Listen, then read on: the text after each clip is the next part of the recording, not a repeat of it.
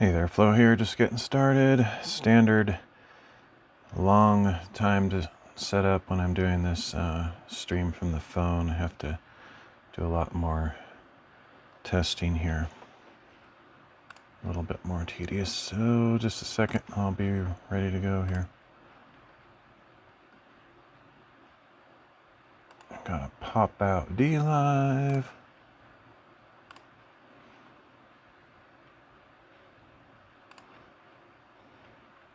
Gotta pop out Rumble.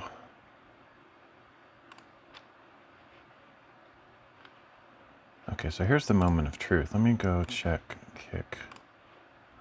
No, unfortunately, still offline on Kick. I talked to somebody at Aircast on Discord, and they've been trying to help me with this, but for some reason my Kick channel is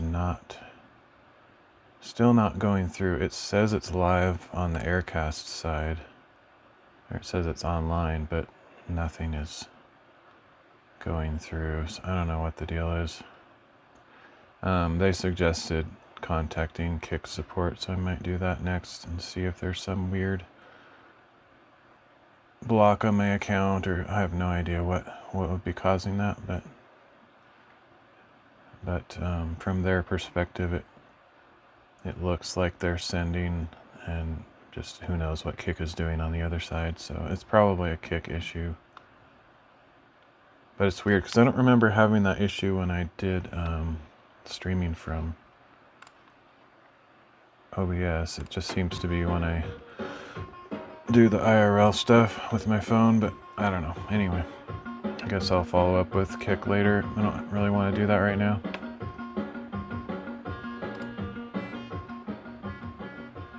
Okay, so let me test various chats just to make sure we're good.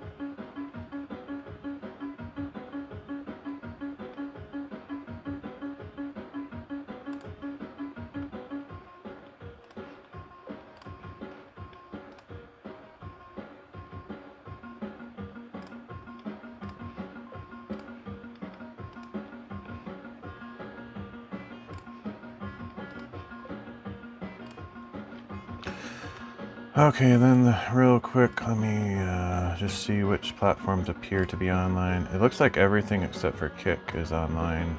That seems to be the going pattern these days.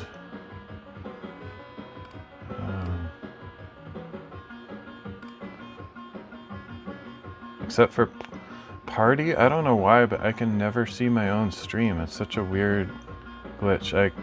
I might be online, but there's no way for me to tell because when I go to my own profile, it doesn't show anything. I don't know. Not gonna worry about it right now. Some of this is kind of temporary too because once I get my computer fixed, I'll be back to using OBS, and most of these issues I think will be resolved, probably, hopefully. Some of them anyway. Yeah, it looks like I'm live everywhere except for Kick. Let me check Rumble. I don't know. It's a little bit harder to check Rumble.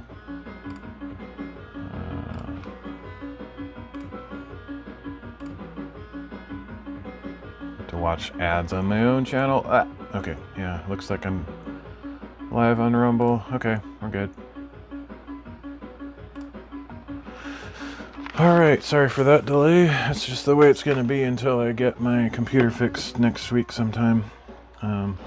So today I have 2 books that I finished.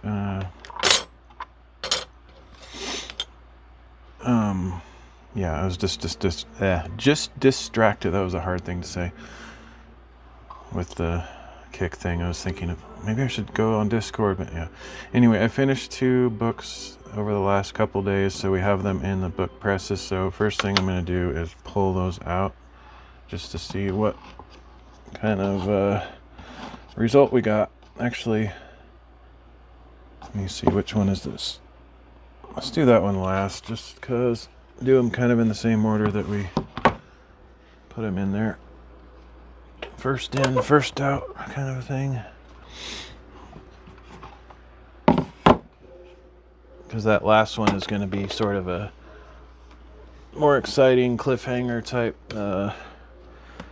Not really sure how it came out, so I kind of save that one for last. Might actually be a disaster for all I know, but I don't think it will be a disaster. My prediction is that it will be pretty good, but there'll probably be some little issue with it. Like maybe a little wrinkle in the glue or something, like very minor, but to me any imperfection is always annoying. But so I kind of shoot for perfection on my books generally.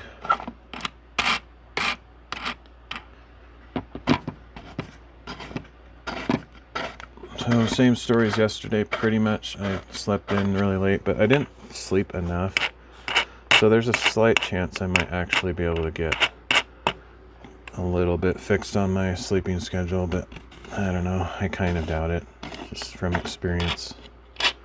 Sometimes though, and I can't really orchestrate this, but if I don't sleep very well, I can only get like 4 or 5 hours of sleep, but then I'm somehow able to actually get up and face the day in that state. Come around evening time, I'll actually get really tired and maybe go to sleep at a normal time and get back to a normal schedule for a day or two, but it's no guarantee. Never know. Lately I've been really trying hard to be on a good schedule over the weekend though, because there's more chance or more likelihood sometimes on the weekends that I might go on a hike or something. But more importantly, I like to try to get to church on Sunday if I can, and that's always in the morning, which is annoying. I wish every church didn't do morning. I mean, nobody has evening anymore, but alright, so here's the first one. This should be very well dried out.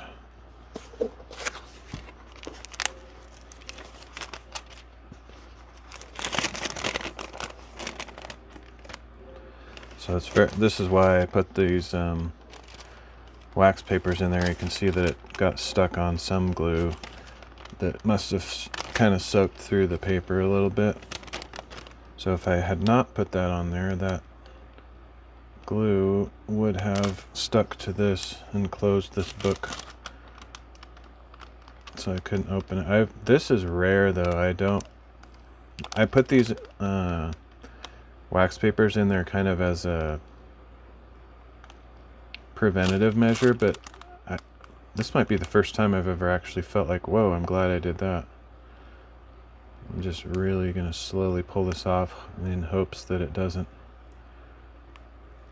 tear the paper at all. I'm surprised at how much glue squeezed out. I must have put too much glue on there.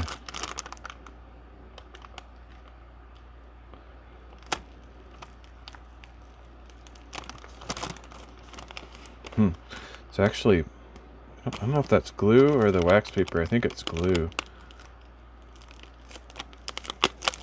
That's weird. It's like a big funny flake of stuff there. I kind of want to take a picture of that, but I don't have my I'm using my phone up here. Let me go grab my other phone. I've never seen that before. I think I can just cut it off. I don't think it's actually stuck to anything, but it looks weird.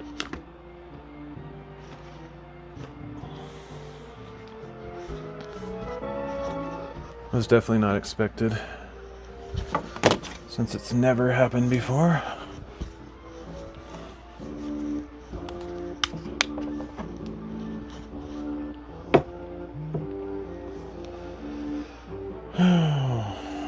It's so annoying that I'm not on Kick. Maybe I might actually send a quick email to Kick support. I had one kind of drafted, so I might just send it. I was waiting to send it because I thought, well, maybe it'll just fix itself today, and then I don't need to follow up on that.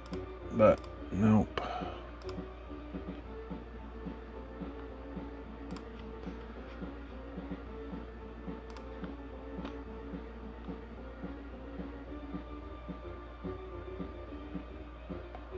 I'll just send that off. I didn't include all of the detailed information, but I suppose they'll ask me if they have any questions.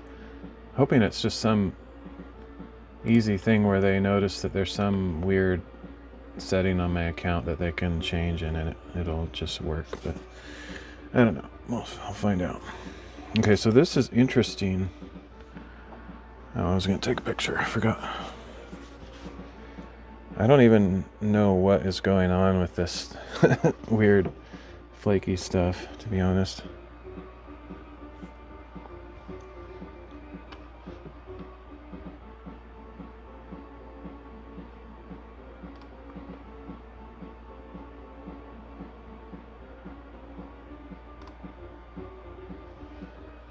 Okay, this phone takes forever to turn on, so.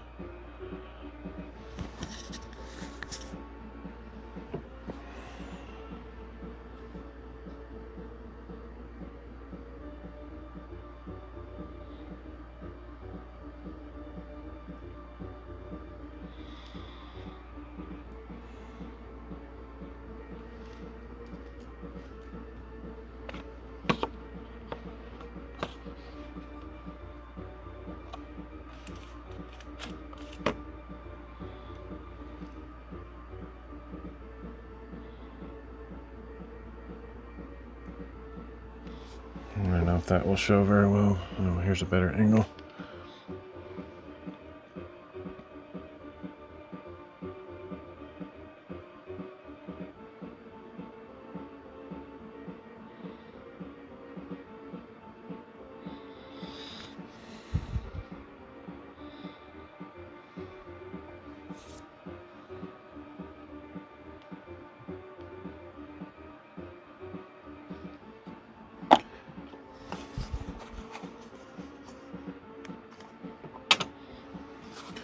I don't know if you can see that from there. I'll try to get it up here. I can't really see what the stream looks like, but there's this just weird flaky stuff that pulled off of the wax paper.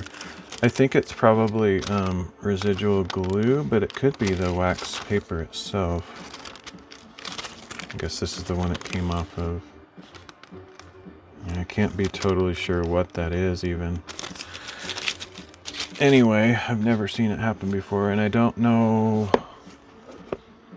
which the best way to deal with it is.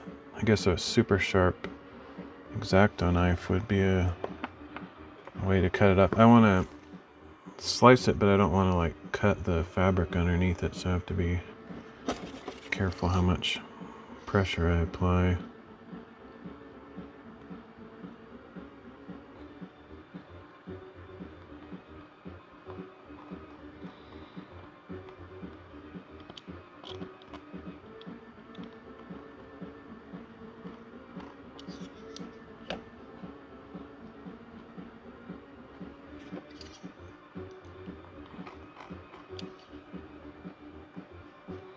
It seems to work.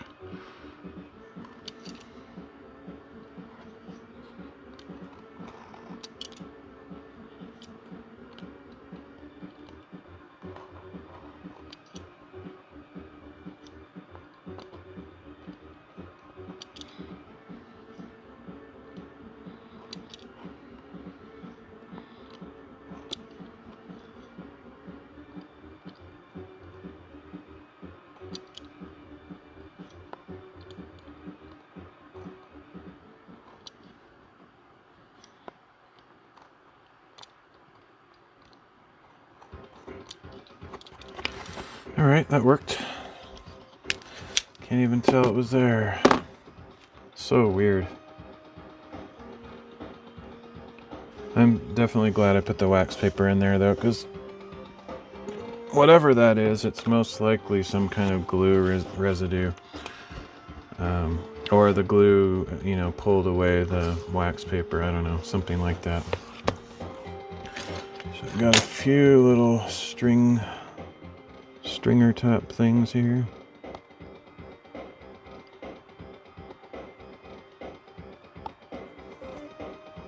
Otherwise, this is looking pretty nice. It's definitely Joker themed. I sort of thought of that when I made it, but not like intentionally. But like when I was talking to Elfstar earlier, I was like, yeah, purple seems to go good with green because of Joker and stuff. But it also has the light blue that, like if you look at the 1989 Batman Joker, Jack Nicholson, he has like some of this color. I think maybe like a huge bow tie or something is like in a blue color. Of course, the green hair and purple suit, very Joker themed. Oh man, this is nice. The flap closes really nicely. Sometimes I have mixed results with the magnets. Like the magnets are crazy strong, but like if you put two of the magnets together, it's really hard to get them apart. But even just this little bit of fabric and paper separating them sometimes can weaken their strength a little bit. Yeah, this is looking really great. I like it. Close is awesome. And the tolerances on the measurements is really pretty good too. Not too much gap there, not too much, you know, extra curvature here. I could probably shave off like a millimeter on the gap here just to make it a little bit tighter, but I think I'm pretty happy with that. The only thing I would maybe do is possibly try to trim this little fabric here. I don't know if I could do that with scissors, but it kind of stretched when it got wet with glue. So I just sort of pushed it over the edge. But other than that, there's nothing really, no faults in this. Looks really nice.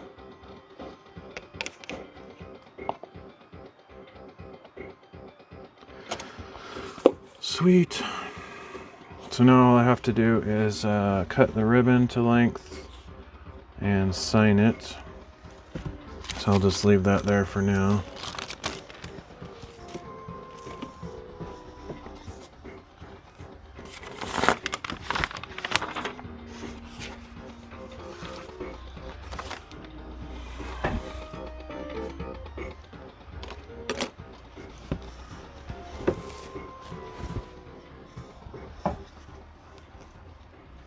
And let's open the next one, the last one.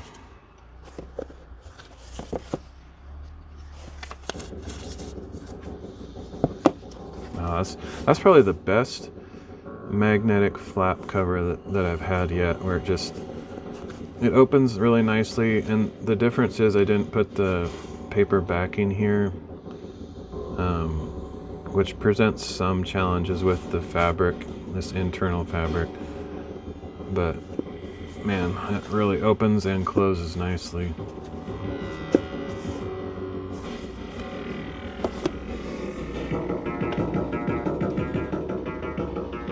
Okay, so here's the last one that I finished.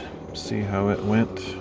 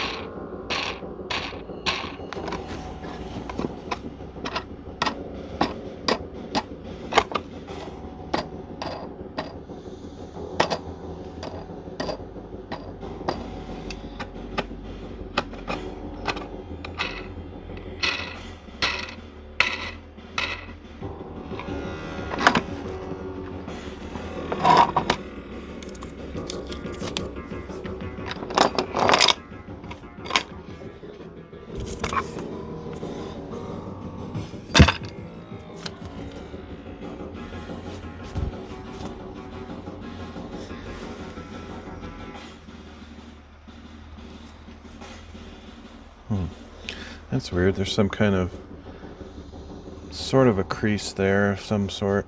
It's not that bad, but I don't remember seeing that before. I don't think that would be because of these, because these were all continuous, so that must have been there before and I just didn't really notice it. It's not that bad.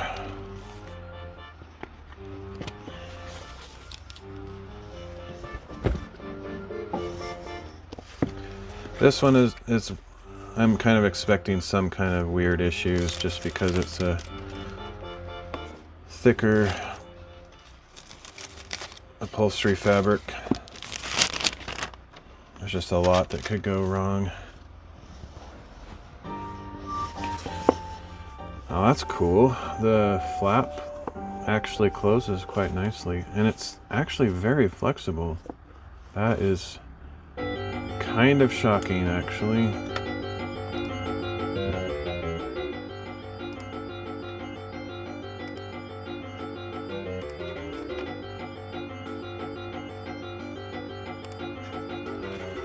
Now that's very pleasant surprise. Wow, that just kind of blows my mind, actually. And the fabric stayed attached all the way across. I think putting that felt inside there probably helped, compress the fabric nicely.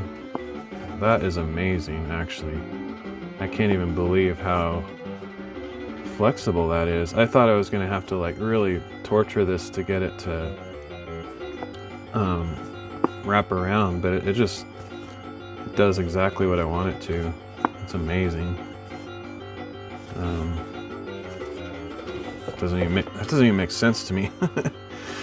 But it's good. There's nothing wrong with this book at all. I don't really like this design.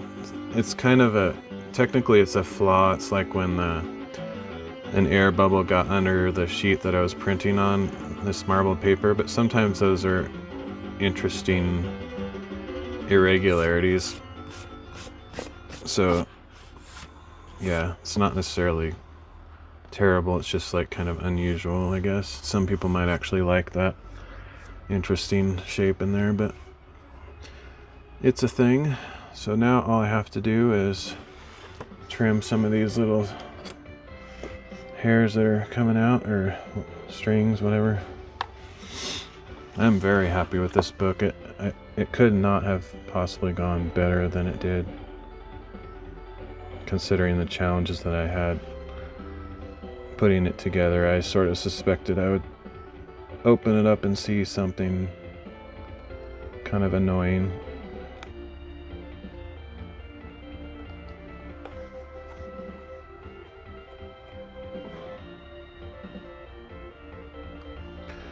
I'd give that basically a 10 out of 10, because it kind of shocked me, or it bucked the trend, or I don't know what the right is. It just I was expecting worse.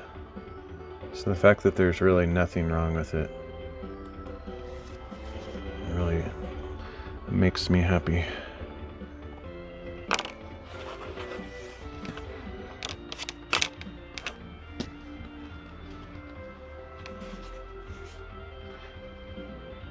I think the color scheme is fine. I could have gone with more like a baby blue type fabric in here to match a little bit better with this, but it just gives kind of a darker contrast, which is fine. And of course blue matches brown pretty well, so that works.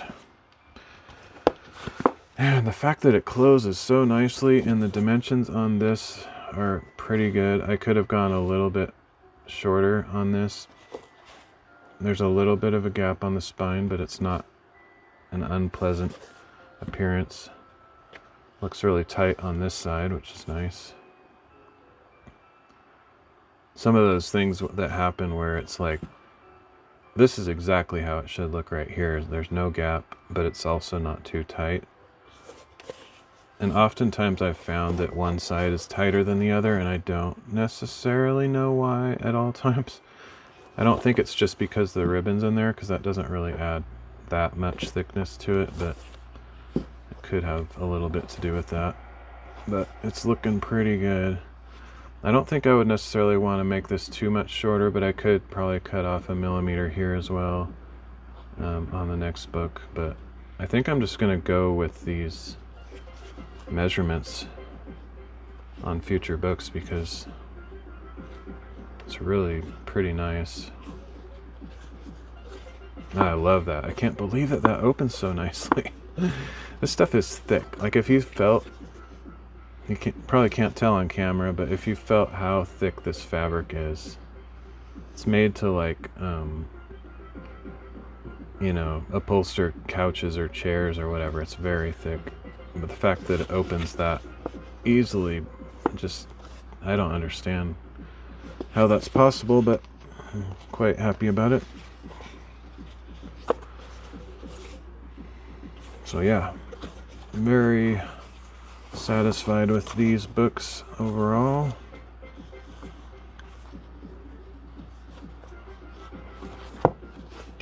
So now I just need to trim the ribbons and sign them, and these two will be done.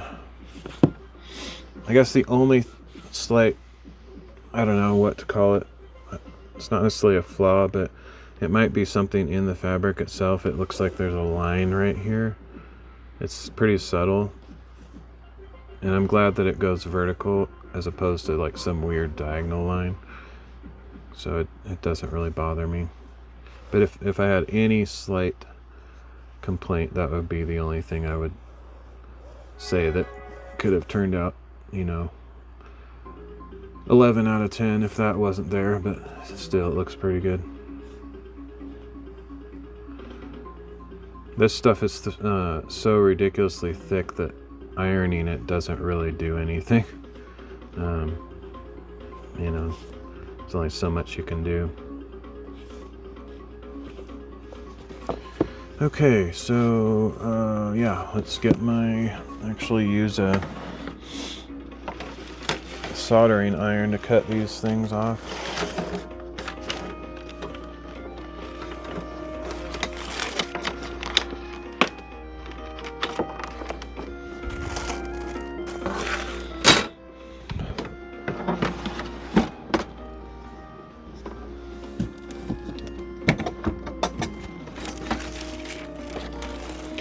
Mirror! I don't know if anybody knows that reference, but since we were talking about Joker, there's the mirror.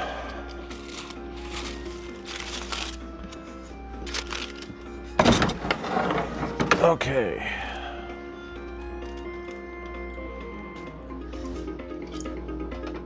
Oh, don't have my lights on. May as well turn those on.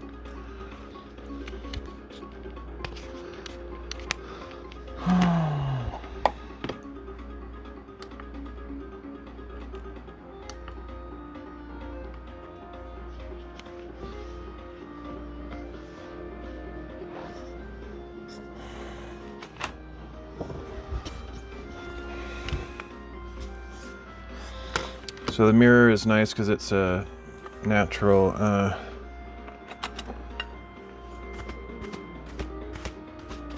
what's the word? Insulator, so I can just cut the ribbons straight on the mirror. It's a piece of glass.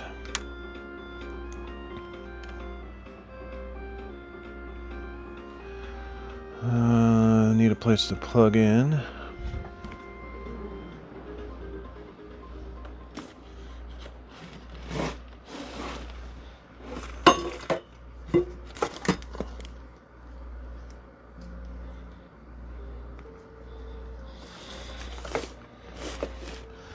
I need to get some kind of holder for this. I don't really have a proper place for this. I also haven't necessarily figured out what temperature to use when cutting.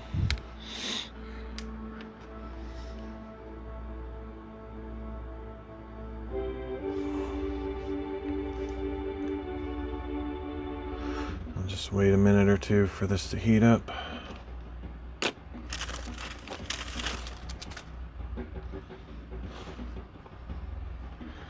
So these ribbons are made out of some kind of,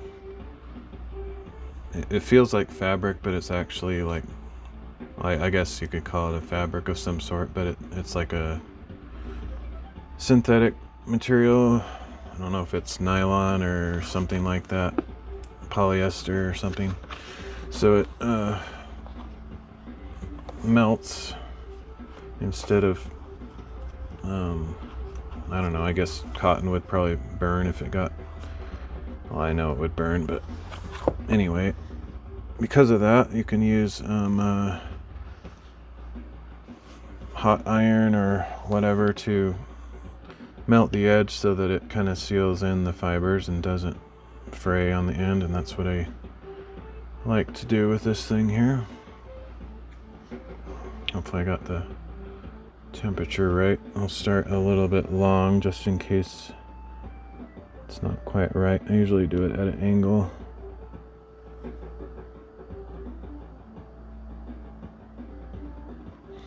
Okay, it's apparently not quite hot enough yet. I can smell it, but it's not quite hot enough to melt this yet.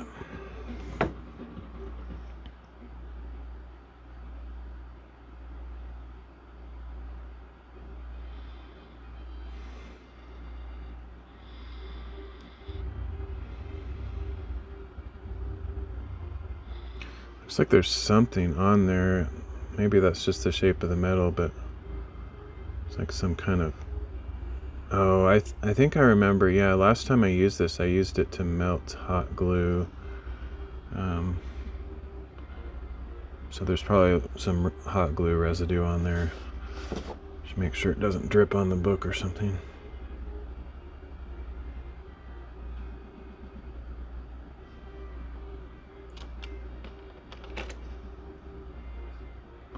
Yeah, I wonder if I can get that off. I might grab a old sponge or something and try to wipe that off. I just don't know where to put it. I guess I can just lay it there. Hope it doesn't move around.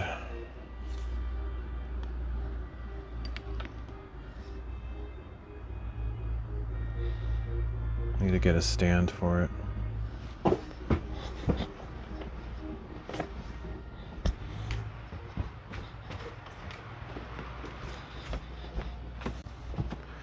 Used to have sponges specifically for this kind of thing because I did stained glass years ago. I don't think I have any set apart. Well, I probably do, but I don't know where they are. So I'll just use my kitchen sponge, I guess.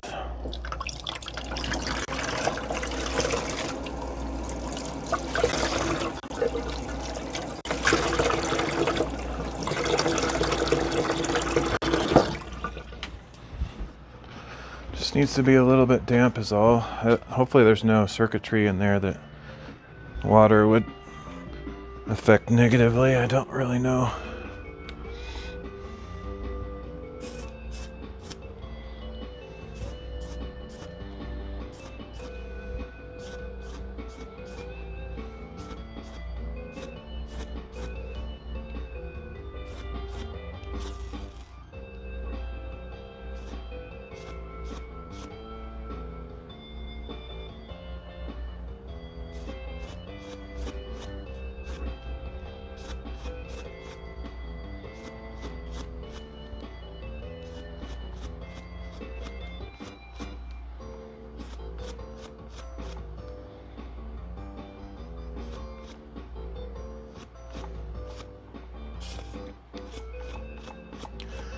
Could probably use something else to really clean some of that stuff off, but that seems to have gotten a good chunk of it. Of course now it's all smoky, but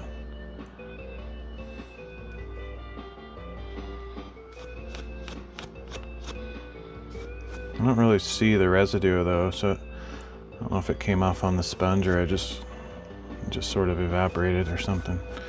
Seems to be pretty clean.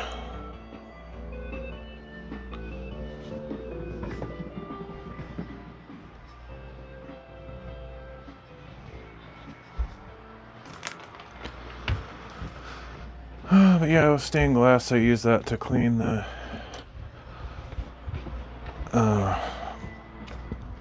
soldering iron when I'm doing copper foil. I haven't done that in so long. It's probably been like 15 years or more. I don't know when the last stained glass I did, but it was a very long time ago. Okay, let's try it now. Should be hot enough.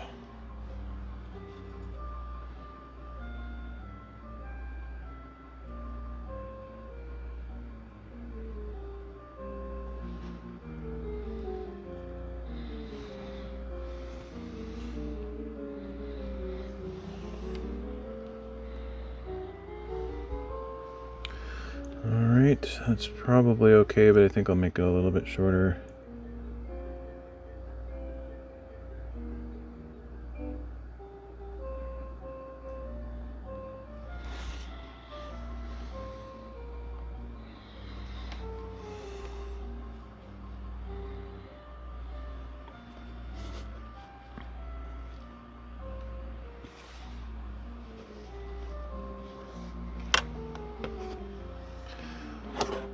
Then somewhere, actually I have an old razor blade that should work good for this. Just kind of cut off the extra residue.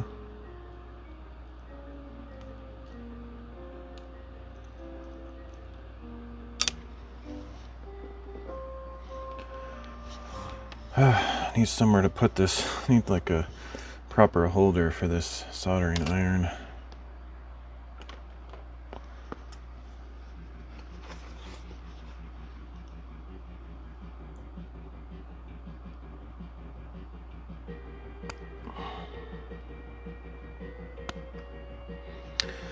And there we go. Looks good.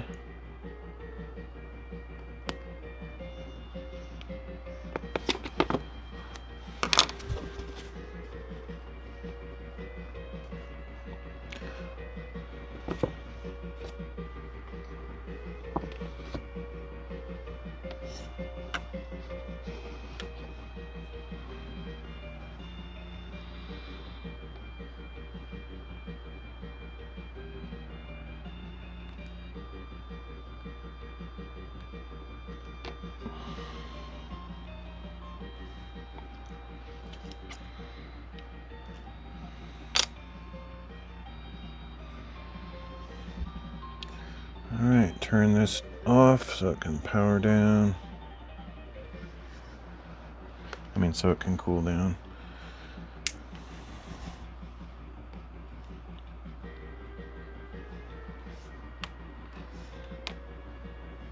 Should probably go put this outside so it doesn't smoke it up in here a little bit.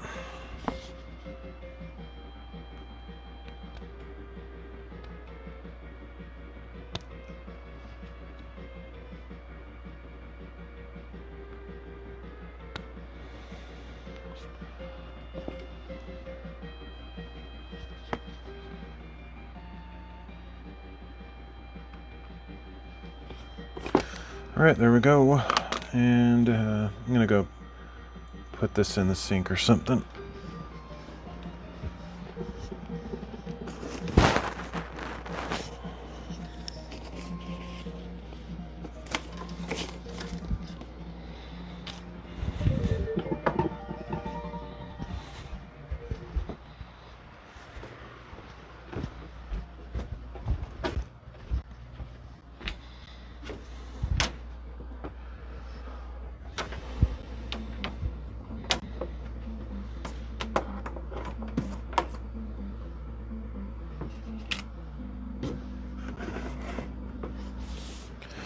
That should work.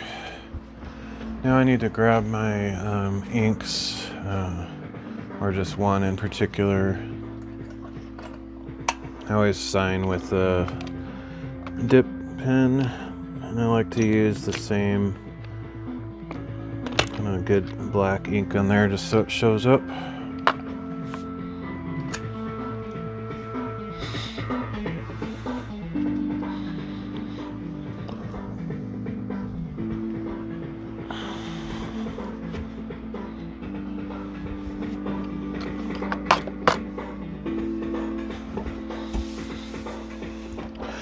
Oh shoot, I just realized I might have to wait to sign these, but I'm gonna put a date on here so I don't forget when I finished them. So when I sign them later, I'll put today's date on it, even if I sign it later, because I finished it today. But I don't know the series number until I get my computer back up and running. I don't have access to my spreadsheet.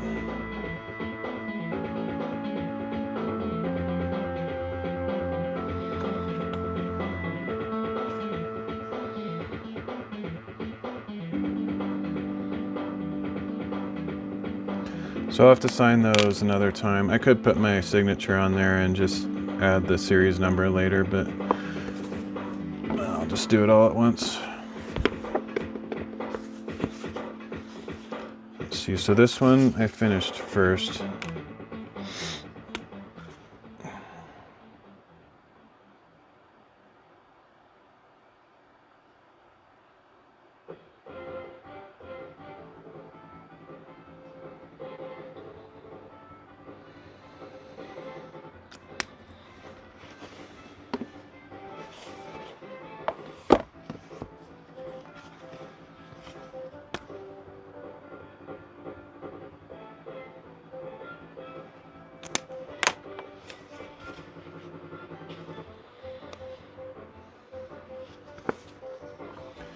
All right, sweet.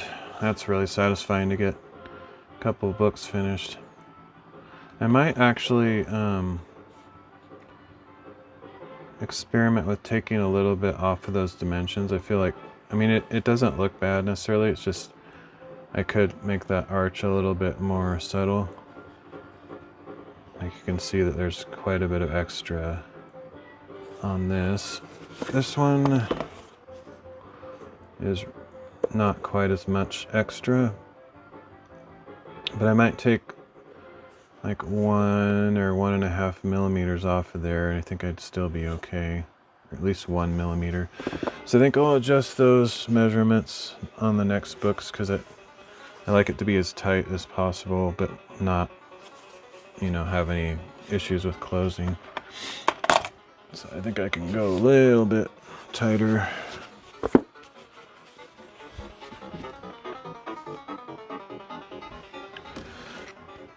Okay.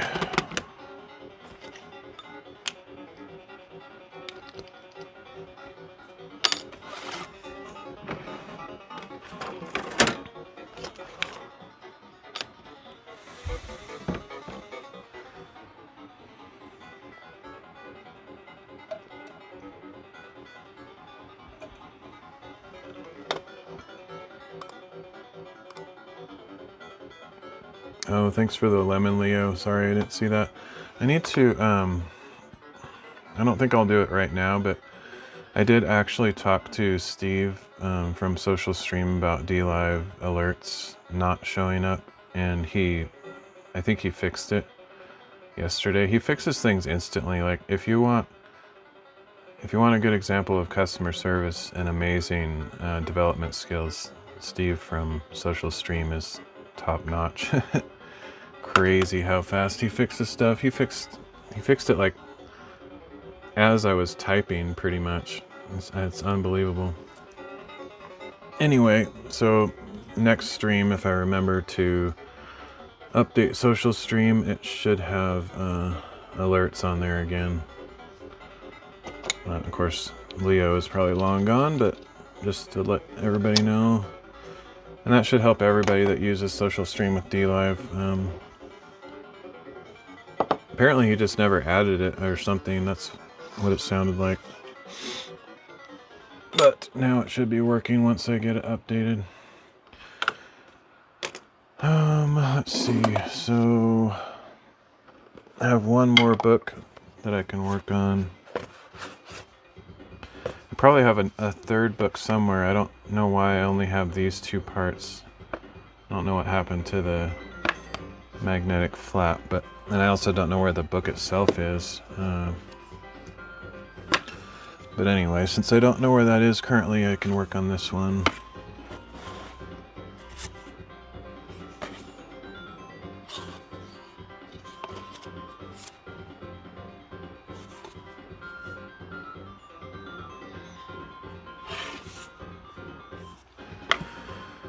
So let's do it. Looks like I did not measure the spine or the flap gap yet, so I can use my new measurements.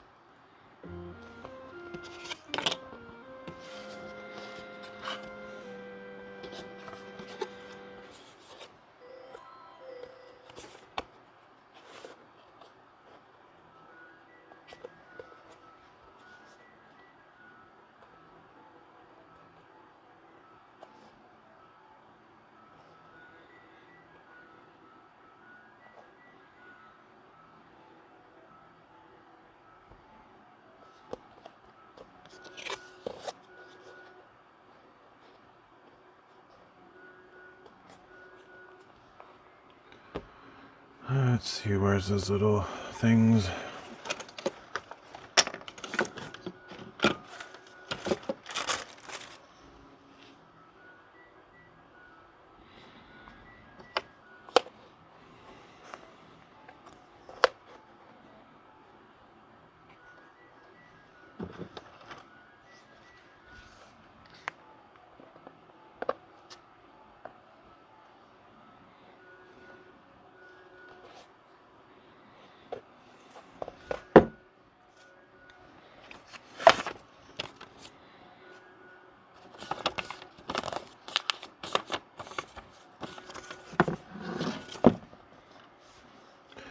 Since I'm all thrifty and like to not waste stuff, I'll just erase all these markings. I can use the same piece of paper a bunch of times.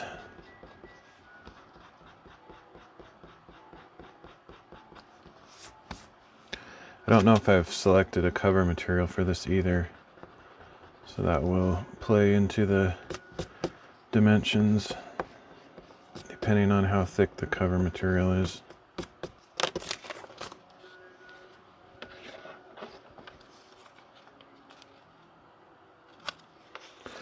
I guess I can let go of this little piece of paper. I probably won't find much use for it. Such a tragedy.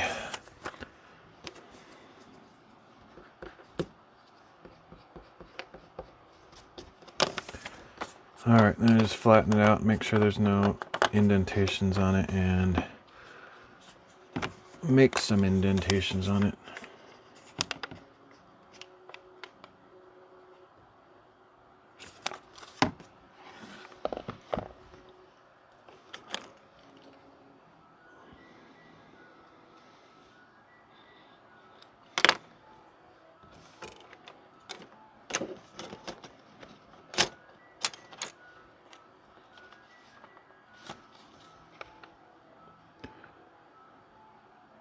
So looks like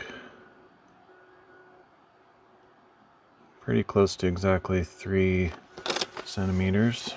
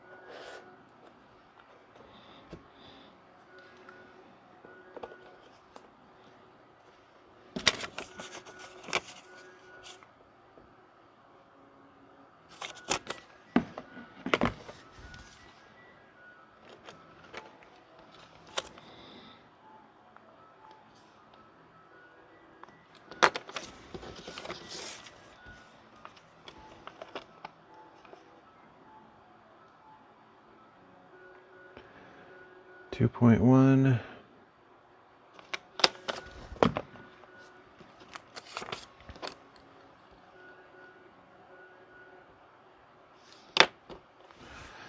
Okay, so now I need to figure out what cover material I'm going to use. I may have chosen one, but since I don't have access to my database, I'll probably just pick something different. So this one's cool. It's just black and white grayscale colors on the marble paper. So technically it could match just about anything. Be kind of fun just to do a grayscale. Well, I do have the yellow on here already. I was going to say I could just do a grayscale book. But since I have the yellow, I can probably do another purple type hue to complement the yellow. Or I could pretty much do any color, red, green, just about you name it, because yellow is going to go with just about any color, and the black and gray will go with any color. So I'll just look through my stack of fabrics and pick something, since I have no clue what fabric I chose before. I'll just do something else.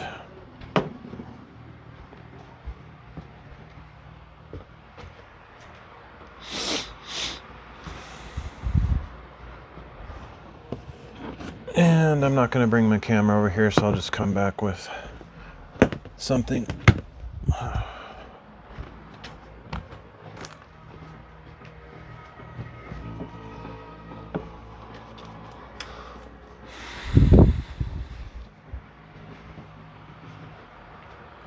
This will be the easiest fabric choice I've ever had, probably just because it's so flexible with the colors I can choose.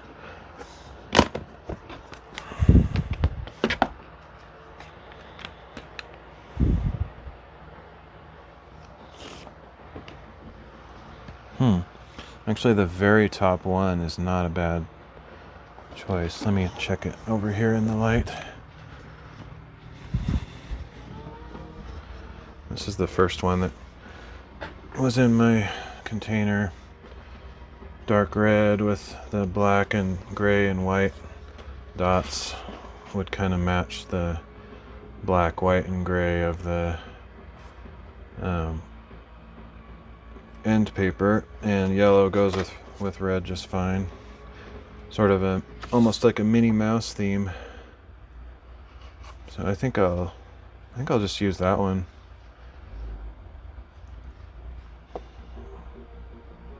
Makes my decision easier and faster. I don't think I've used this fabric before. There's a ton of fabrics I've never used before. I go to fabric stores and buy patterns that I like, and then I don't do bookbinding often enough, so they just kind of never get used. So it'll be fun to make a new pattern. I'm pretty sure I've never used that one, but I don't have a photographic memory, so I could have used it already. Not sure. But that was easy. First pick. I think literally any color of fabric would match this particular book. But this one's actually inspired. It's perfect because it has the gray and the black and the white in there. That'll be great.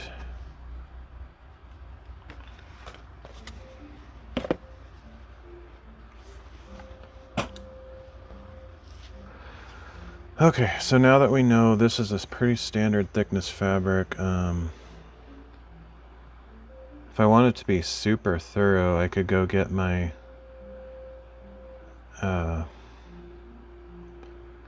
what's it called? Can't remember what those things are called with the little measuring pincher things, but I have one of those, and I could measure the thickness of this fabric. But it's basically impossible to measure thickness of fabric because it squeezes and you can change its thickness. But I think probably what I'm going to do is kind of err on the side of standardization.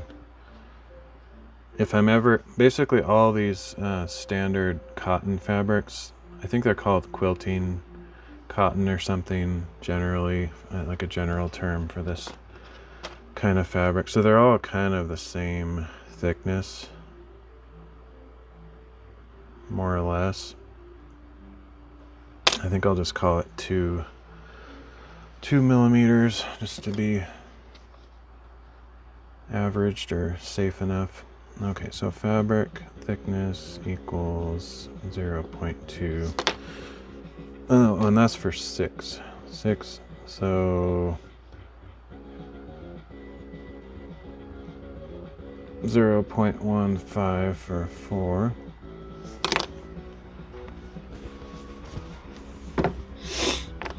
Okay, so I need to look at my previous measurements.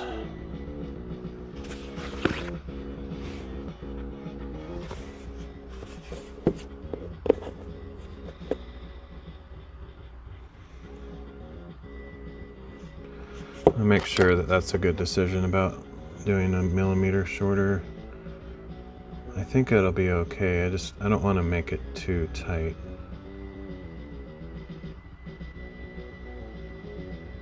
I mean, it's pretty good how it is. I should probably just call it good as is and not try to get too exacting, because that's a nice look, and if I go too short then I'll regret it. So maybe I'll just leave it. So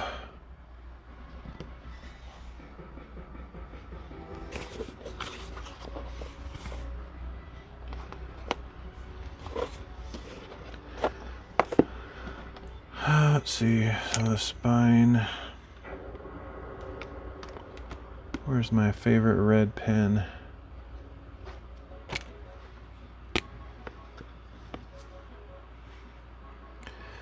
The spine equals whatever the spine width is, which was 3, I think.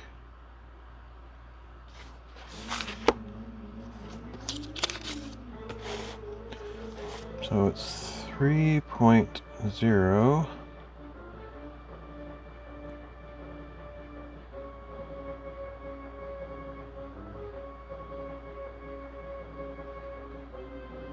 plus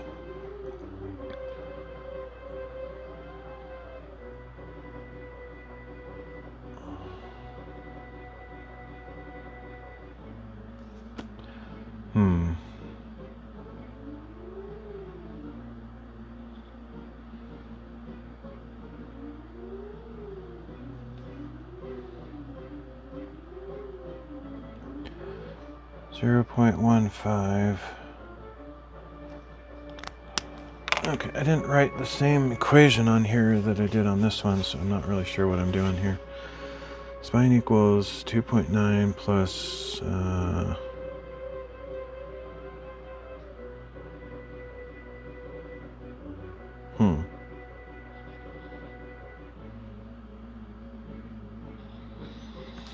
Not actually sure. This might be somewhat experimental still. So plus 0.15 plus 0.1.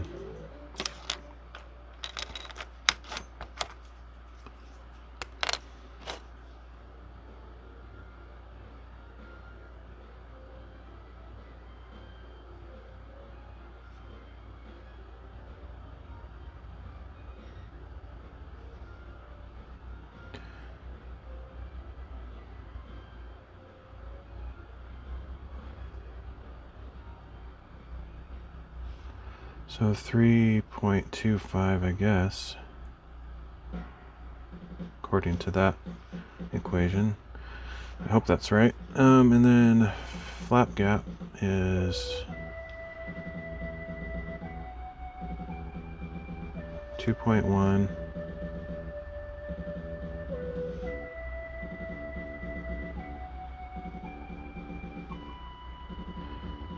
plus 0.2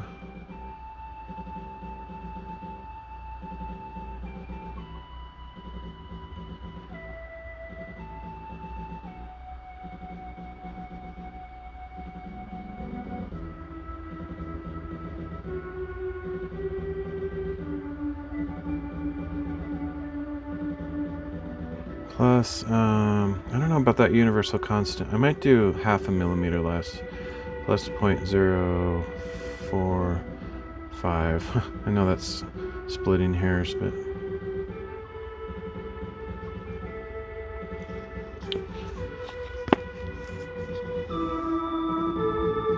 Okay.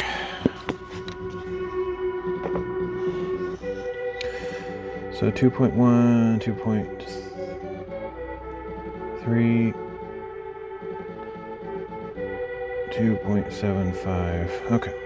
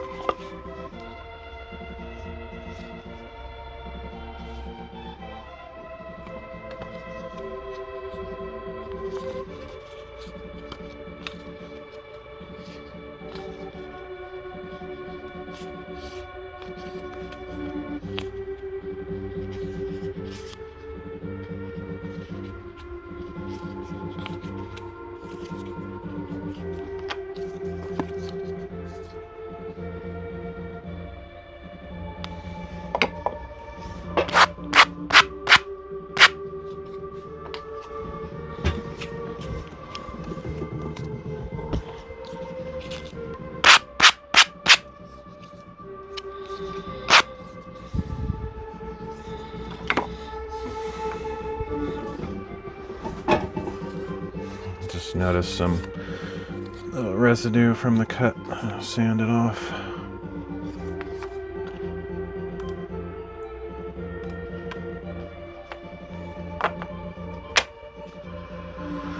Alright, so I need a 2.75. See if we got one of those.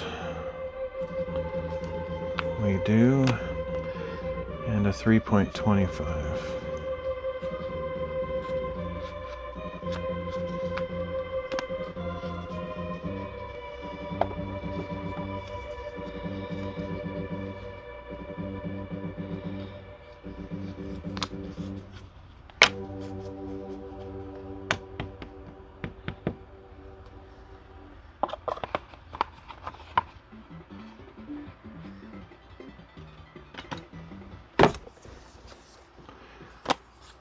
Alright.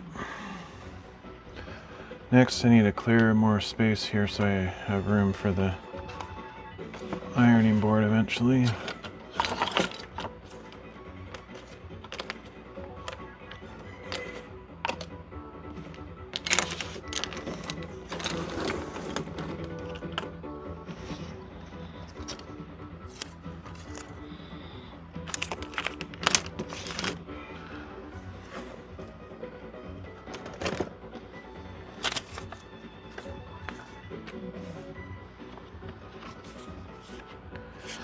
But first, let's clear this off from random junk dust.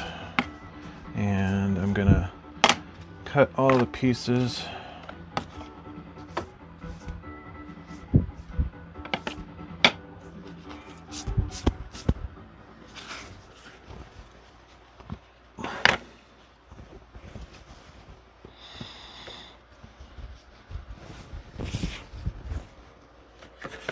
See if this is wide enough. It should be. Try to use the fabric as efficiently as possible too, so try to think if it would be better to go lengthwise this way to have two books going this direction, or if it's more efficient to cut across this direction. It's probably somewhat negligible. If I had it this way, then there would actually be enough for a third small book going that way, but I don't know. It's kind of not that big of a difference. It also sometimes depends on the pattern. Like if the pattern has an actual orientation, then I try to match that to the book, but in this case it's just random dots, so I don't think it really matters.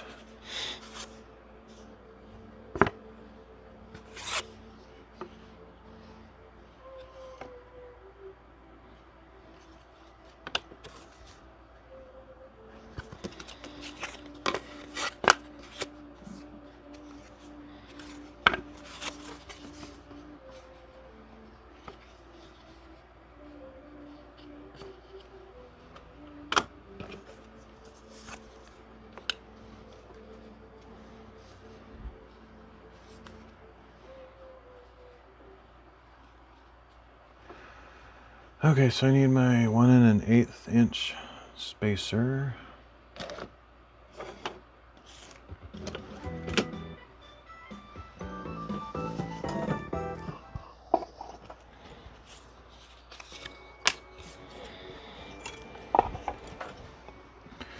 So I just put this right where I want to cut it. I always make sure most fabric have these weird little point, like holes punctured in the edge of the fabric, so I want to make sure not to include that in the design. So bring this right up to the edge of the color, approximately.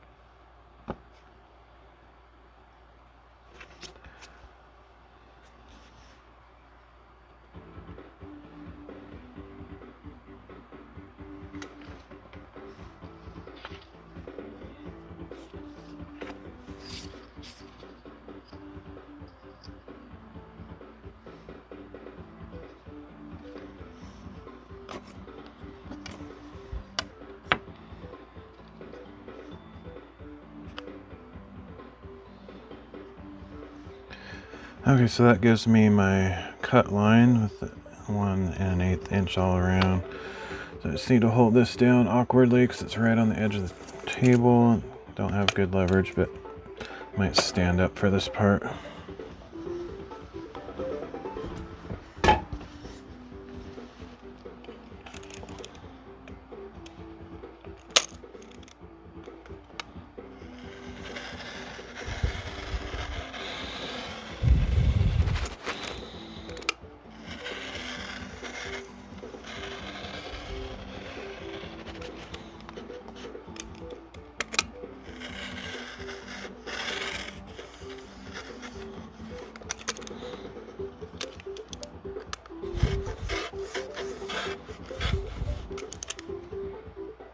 I think I moved it. Shoot. Okay, well, I think we got a good cut. I was moving the ruler a little bit or something. Something happened.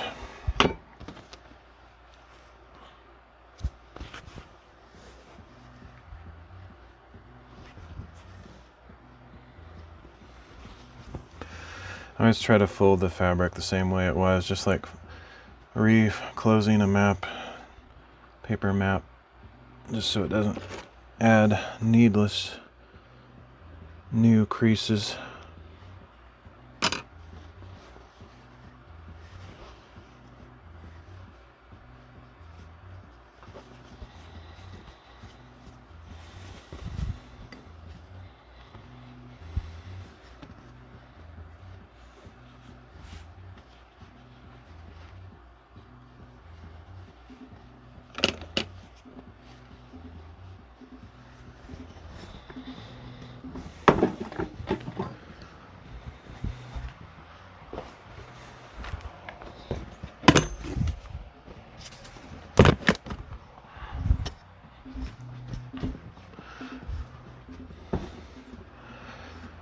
Alright, so now I can cut this other side off.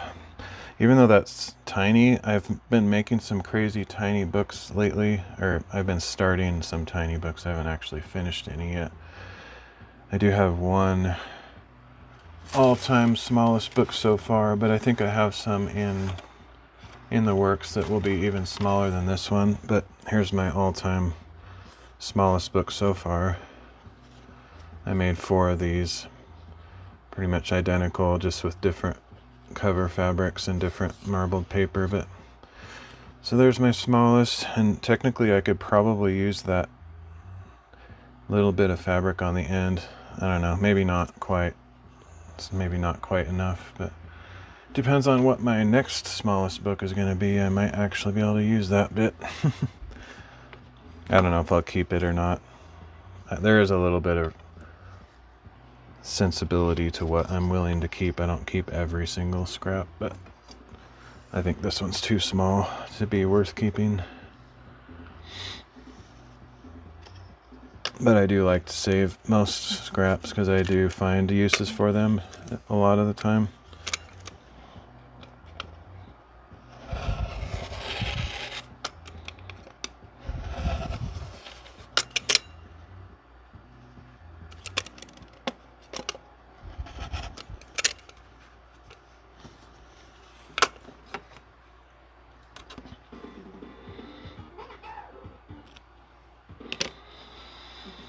So yeah, I doubt I'll ever make a book small enough to use that. I'll just throw it out. And cut this last side.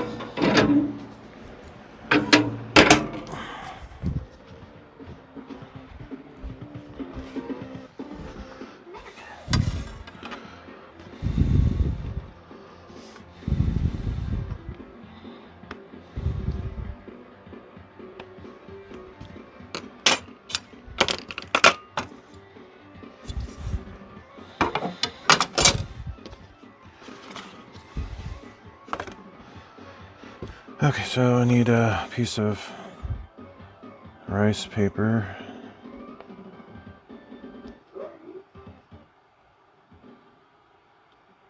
That doesn't sound right. Rice paper? Is that what it's called? Why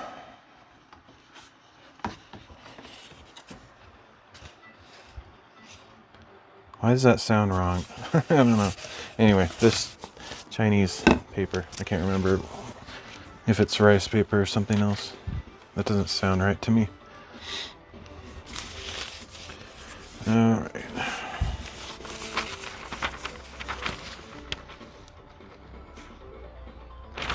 Actually, before I do that, let me keep things in order here. Let's do this stuff first.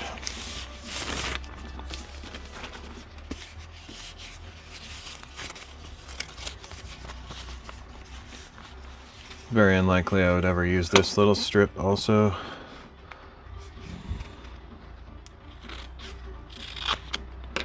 But there's a slight chance I might need a little scrap for some kind of test or experiment, so I guess I'll just keep that just for that reason, I guess.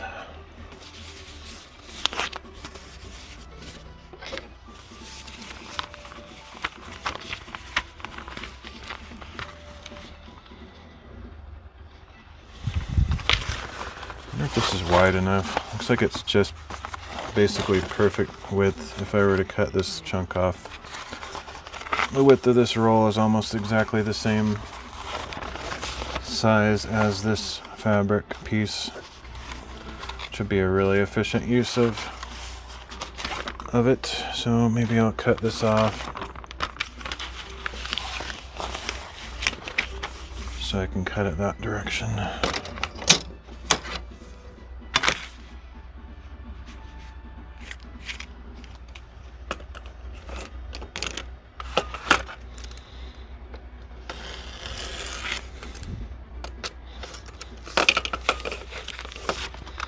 I can definitely use this for a smaller book.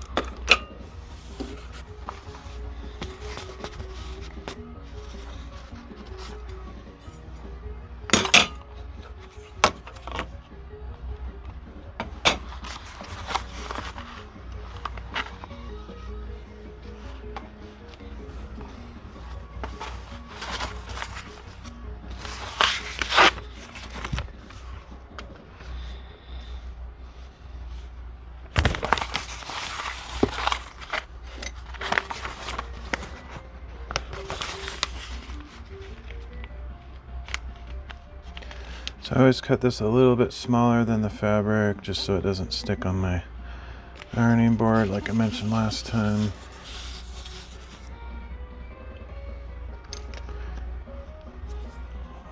I give myself a fair amount of leeway on where I cut the edges of this because I have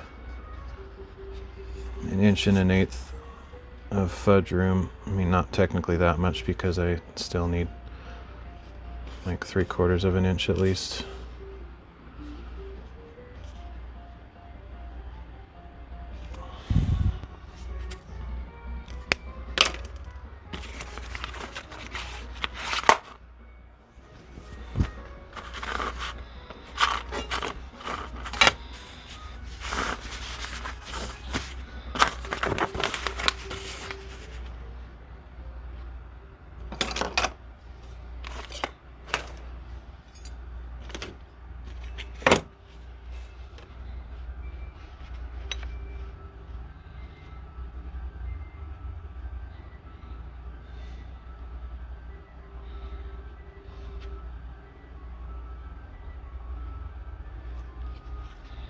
It's nice to take a little bit of extra time to square off the cuts so that next time I do a book I won't have to do it.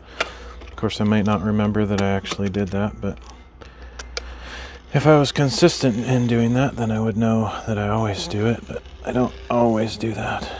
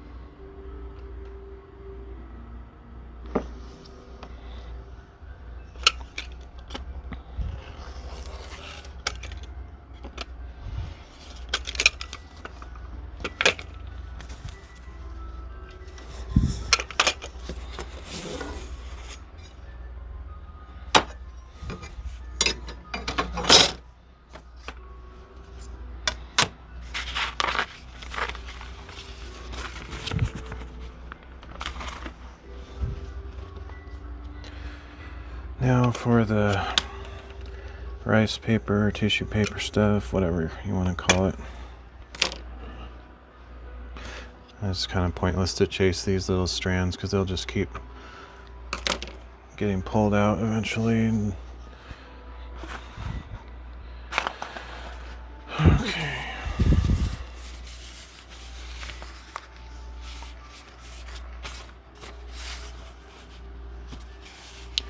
The rice paper is a lot more forgiving. I just have to make it at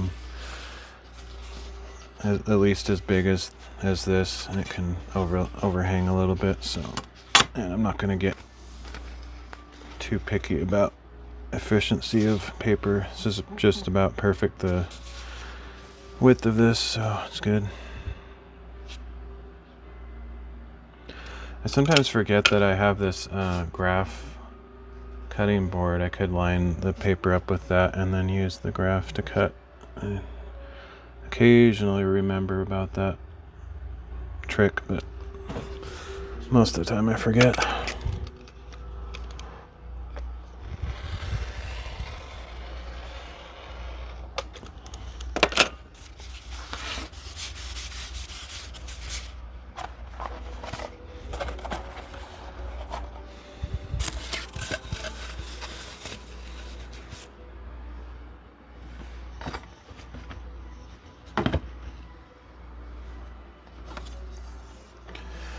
Okay, now I need a clear space for the ironing board and put this all together.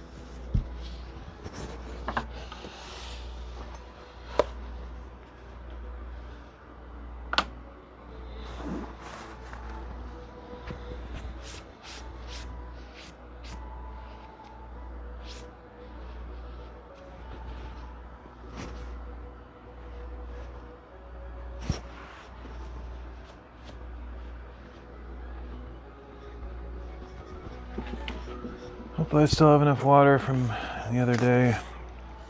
I think I should. I don't really use that much. Yeah, got lots of water in there.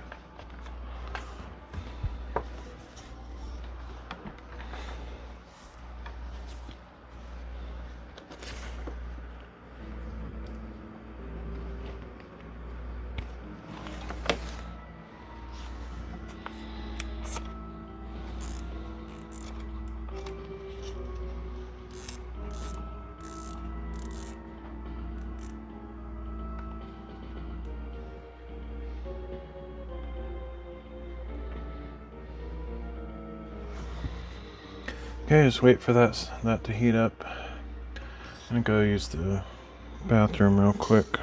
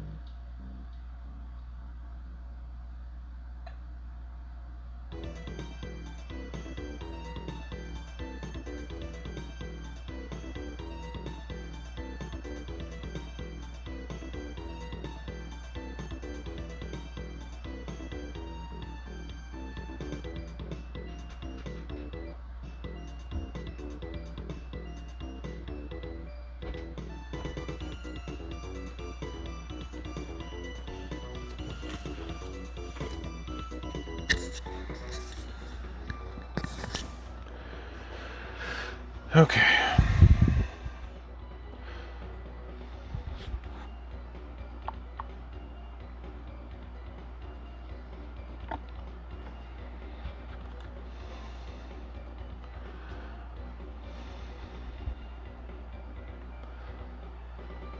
Still heating up, I guess.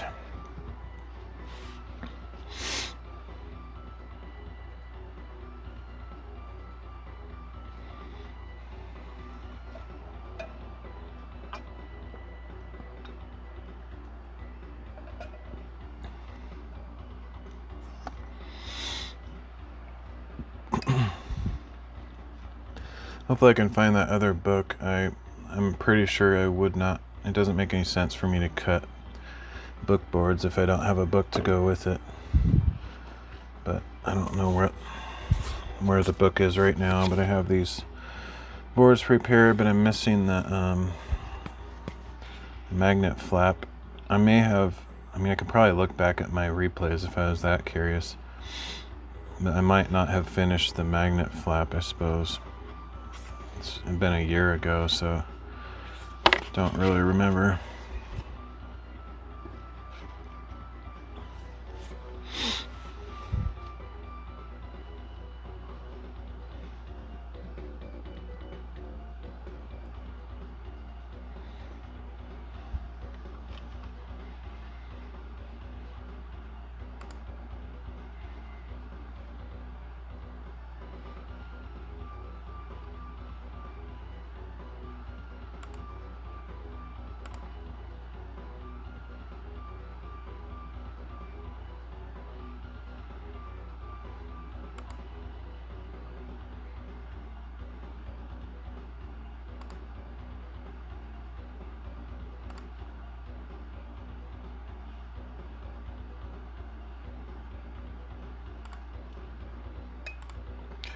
I just restarted my Kick stream, see if that made any difference. It's still not working for whatever reason.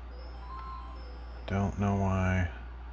One of these days I'll try to stream directly to Kick, not using Aircast, because maybe there's just something weird with my account. There's no notices or anything.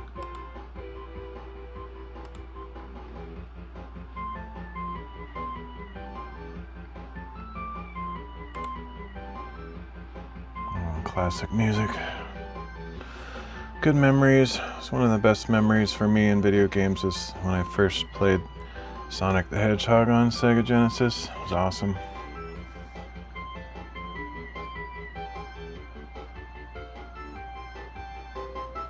Can't tell if this is getting hotter. It doesn't. I mean, there's heat coming off of there, but it's not very. Well, not a lot.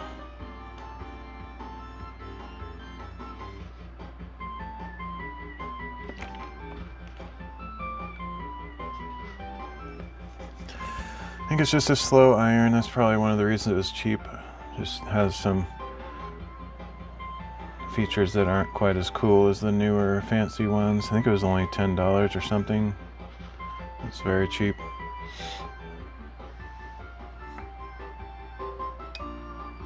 Oh, there it goes.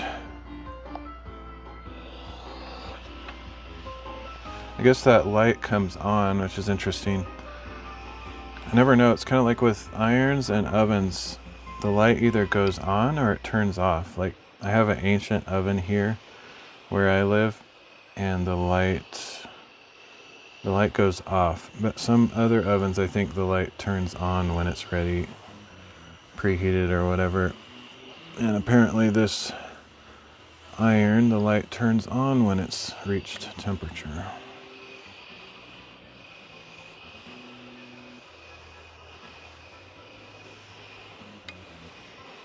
I don't know what the standard is because I don't iron much stuff. I have experience with various irons.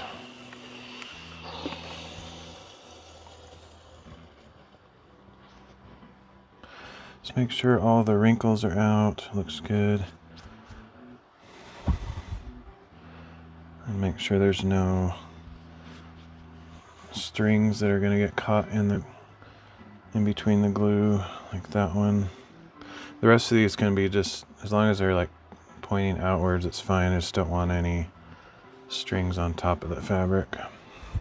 Alright, now I can turn the steam off and lower the heat.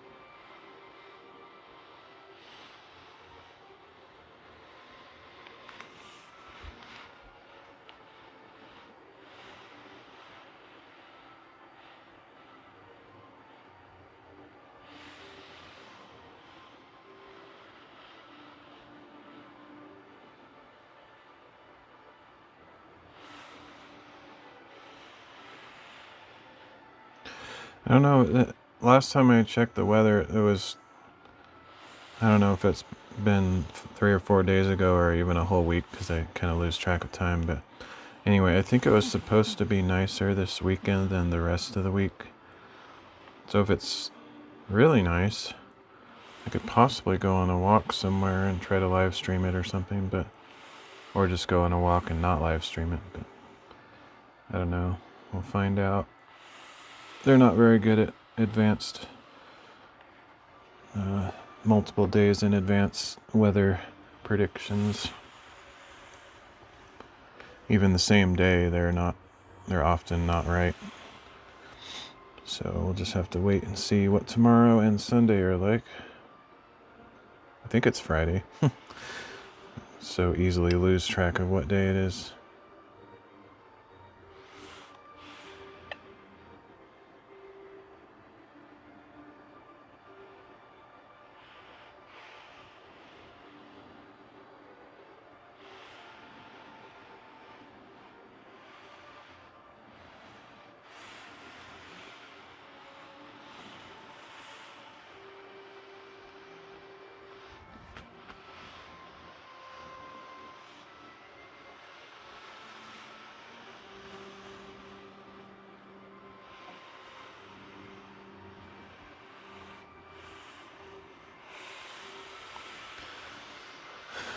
I kind of forgot, but I think in the past I used to go kind of like this before I tried to pull it off, just to cool it off a little bit.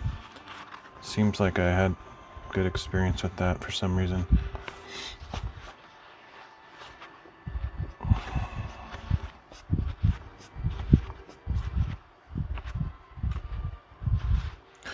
Alright, so I just have to find a corner that's gonna lift off easily for me.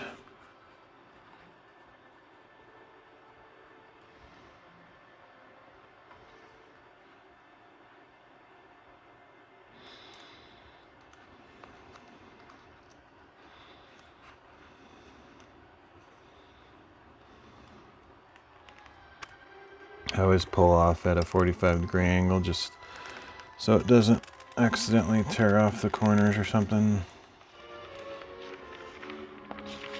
Once I get past a certain point, I can just go straighter, but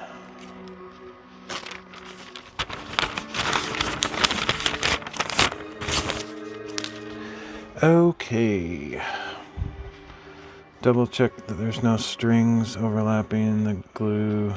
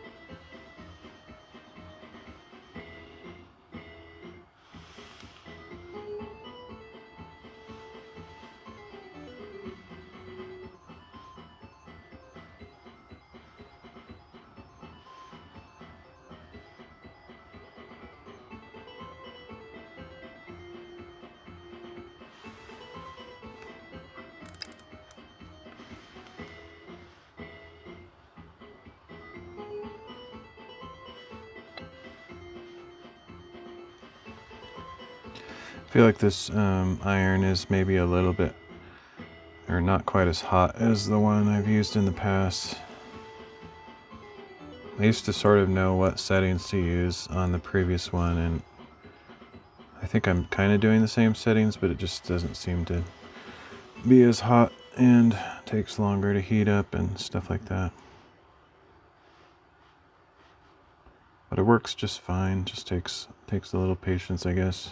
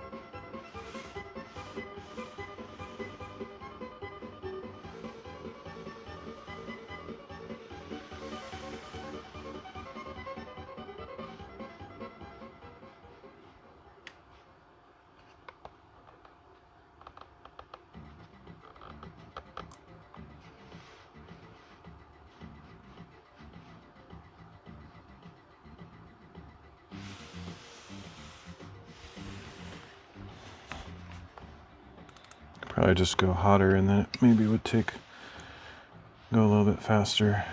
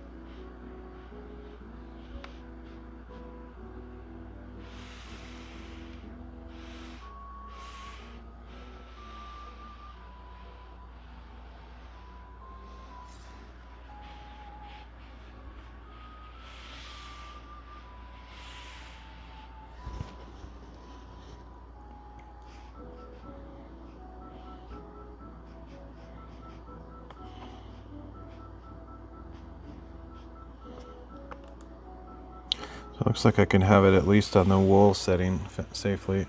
I used to do it way cooler on my previous iron.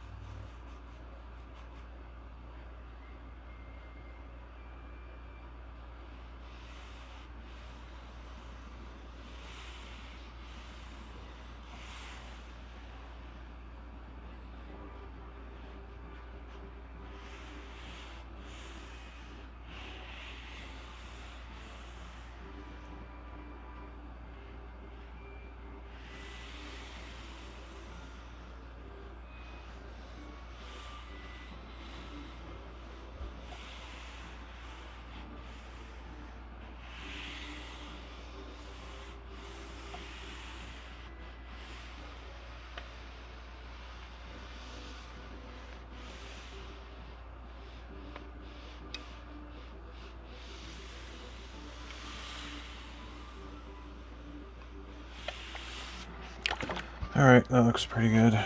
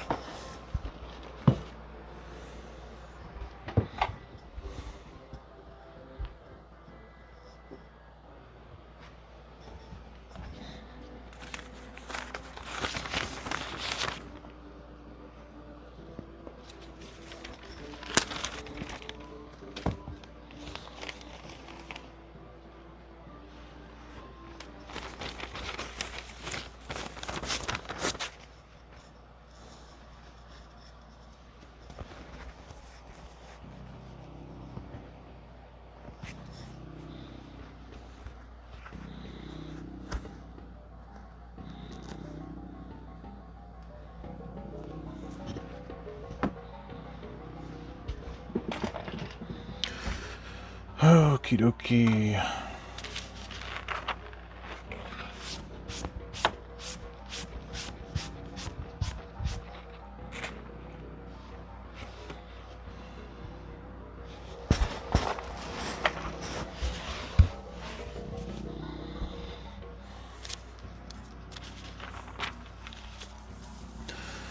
Now I can do my final measurements and cutting off the excess.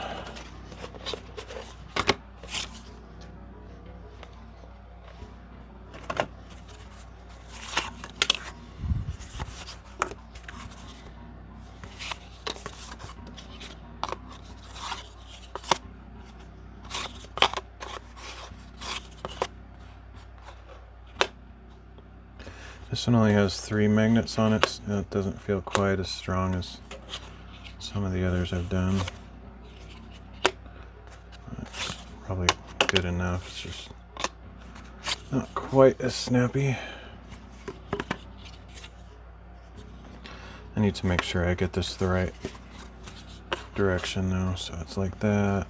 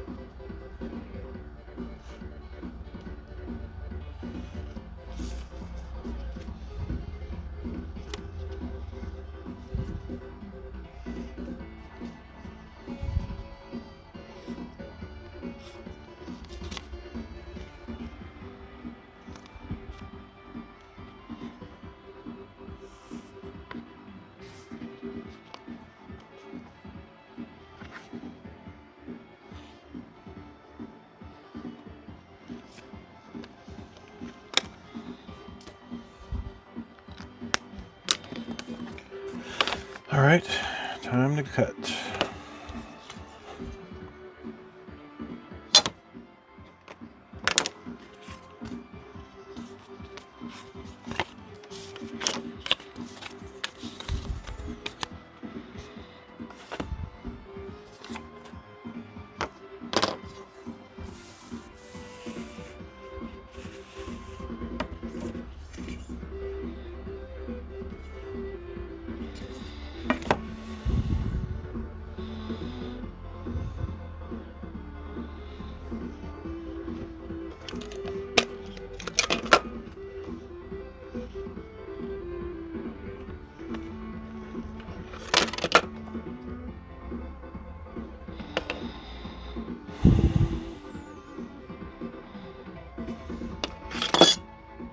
Didn't even notice that till just now.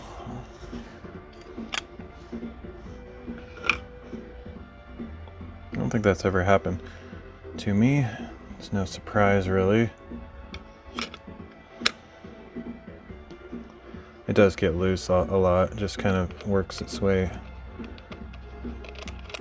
out of being tight. But I don't think I've ever had it fall off like that. It's funny.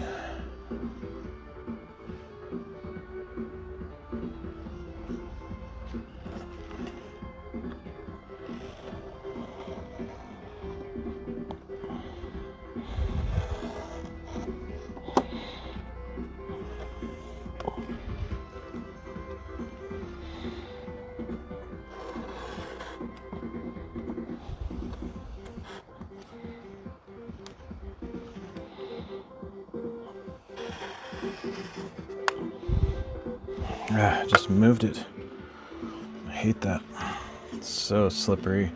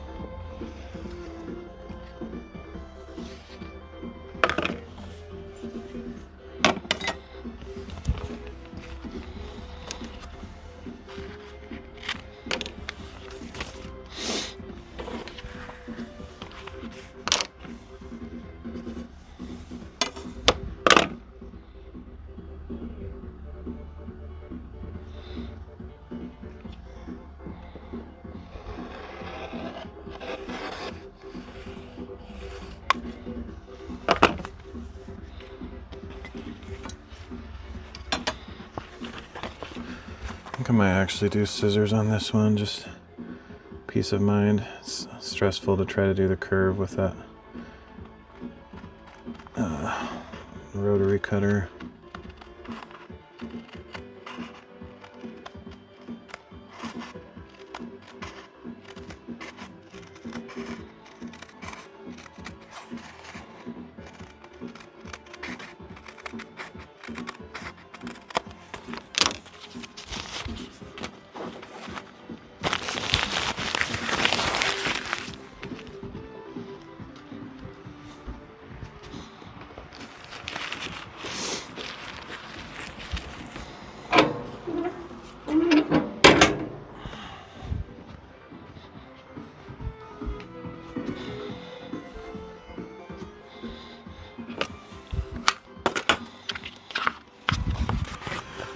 Alright, here's my cover.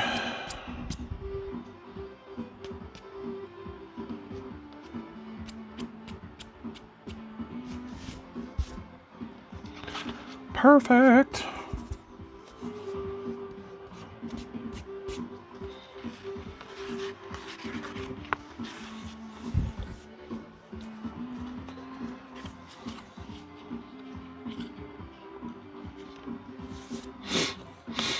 Okay, so now I just need to cut the papers, and I need to decide what I'm going to do for the inside cover, I guess. I think black would actually look pretty nice, just a straight black or some kind of grayscale thing, but I think just black would be fine.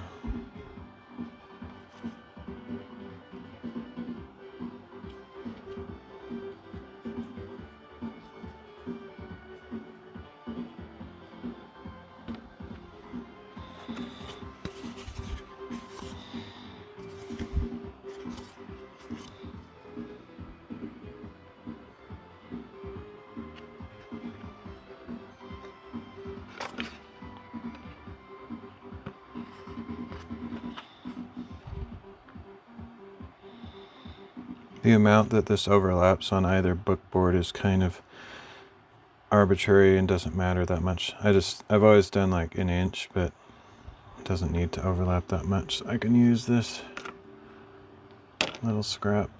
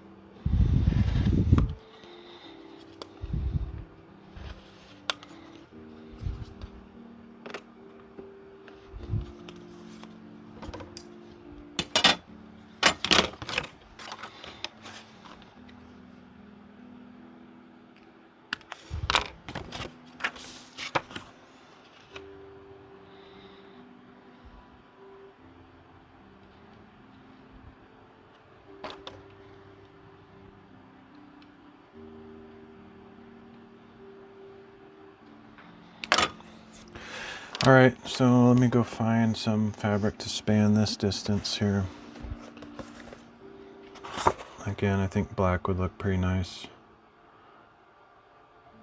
Red would be fine. I don't think I'll use this same polka dot fabric. I could, but I kind of like there to be sort of a accent color on the inside.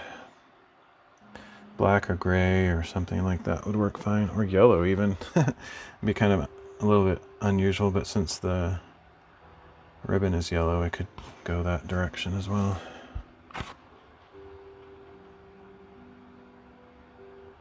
I think the problem with yellow is it's not very opaque. The yellow fabric, you could see some of these things through that, so I don't think I'll do yellow, even though that would be kind of a fun highlight to match.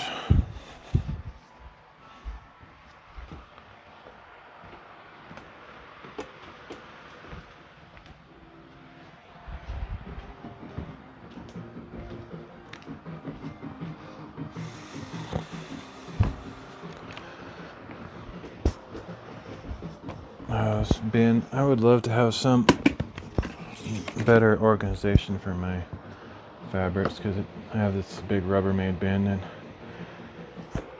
the ones on the top are easy to access, but the ones on the bottom, not so much. Just have to dig through it.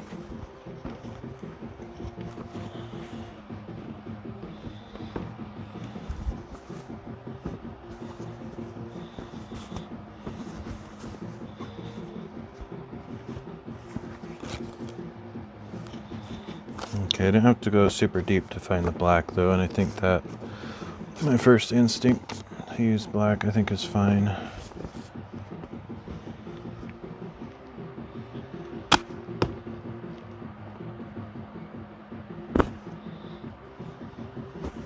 Some kind of swirly gray pattern would be cool too, but I don't think I have anything quite like that, so this will be okay.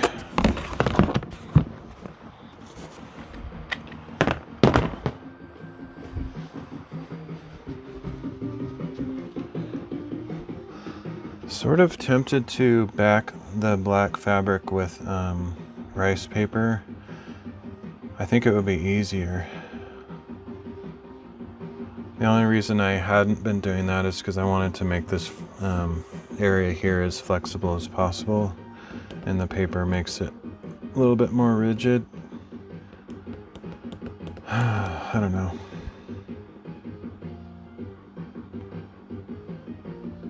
But I think I will do that. It's going to take a lot longer, but I think it's worth it.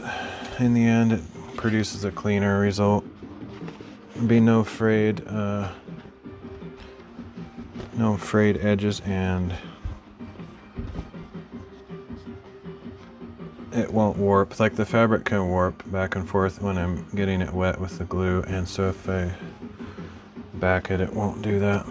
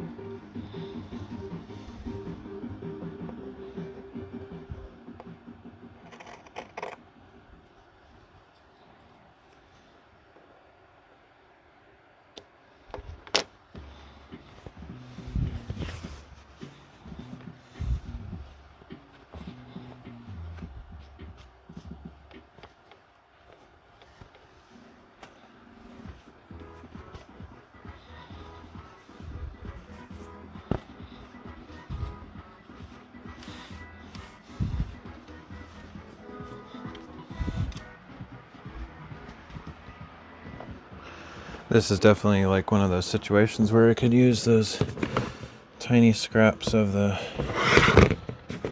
rice paper and the heat and bond ultra hold stuff, because I don't really need much for this.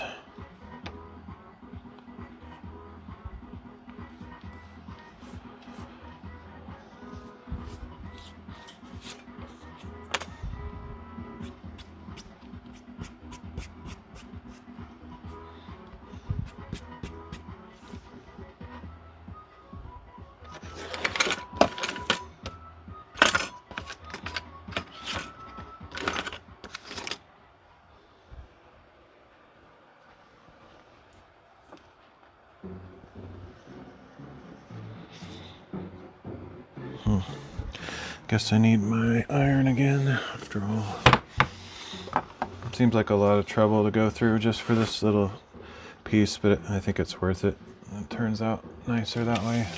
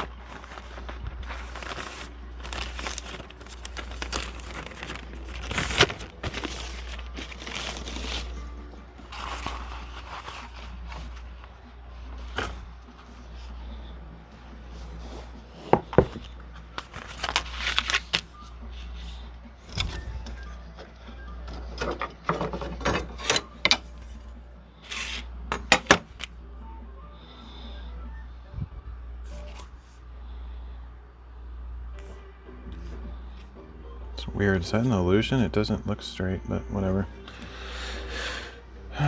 Looks skewed.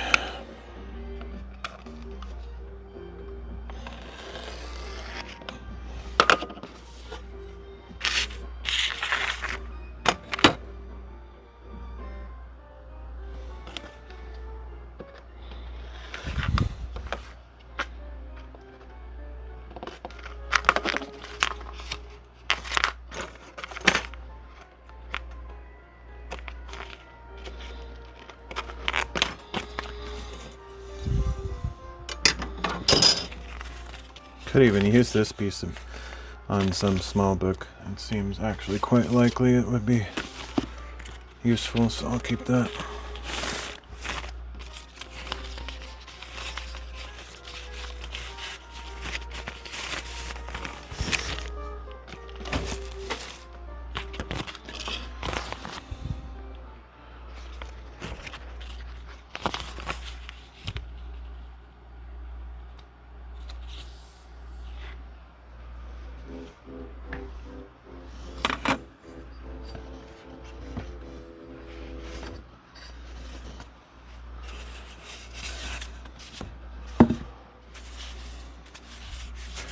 It's always a shame to have to like cut a little tiny rectangle out of this bigger sheet or the bigger roll, because then the next time I use it, it won't be nice and flush on the end, but that's just the way it goes.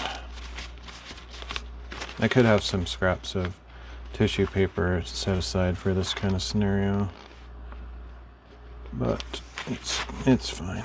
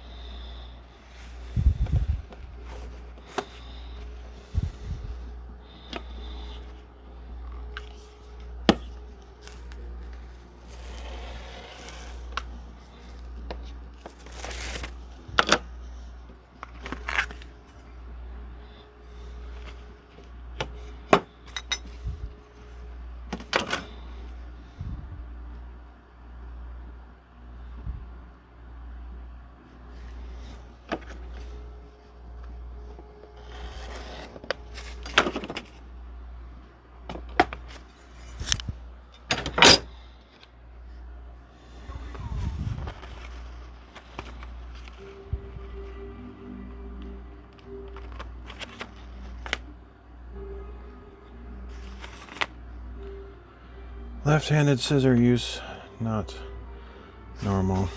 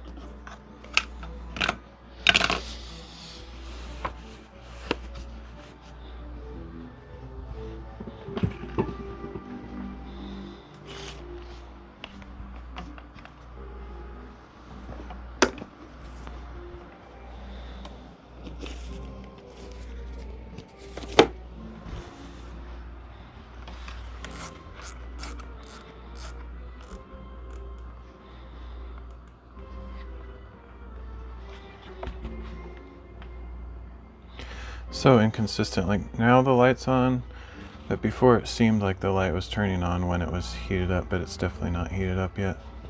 I don't know what that light means actually. I would think that the light would always be on when the iron's on, just so you know that it's on and you don't forget and leave it on, but whatever, I don't know.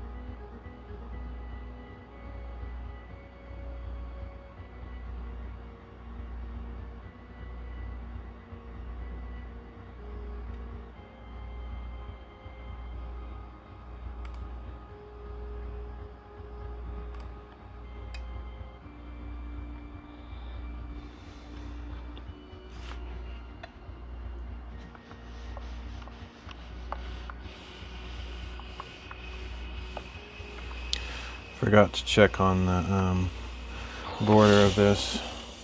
Has some of those little holes that I was talking about before. Hopefully I don't regret that. I think it'll be okay. I don't know what this little green thing is. Possibly a piece of the ribbon that I cut earlier.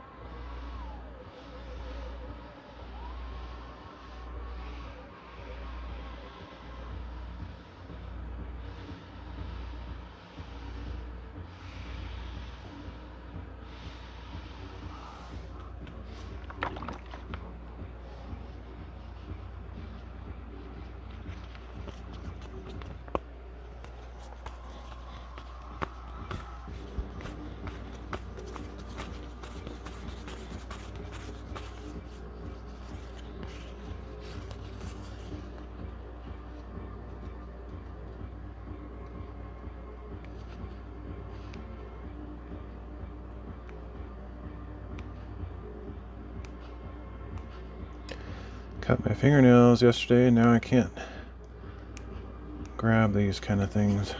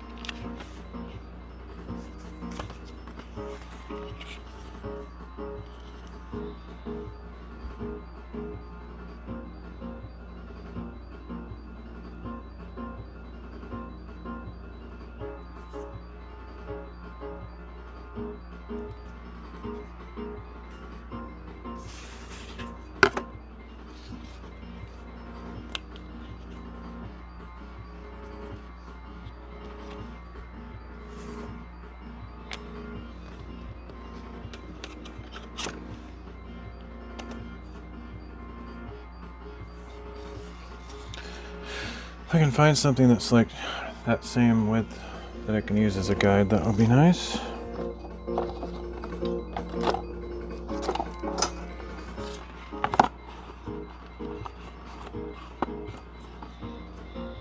I don't think I have anything quite that same width. Probably have something somewhere on my desk, but I don't know.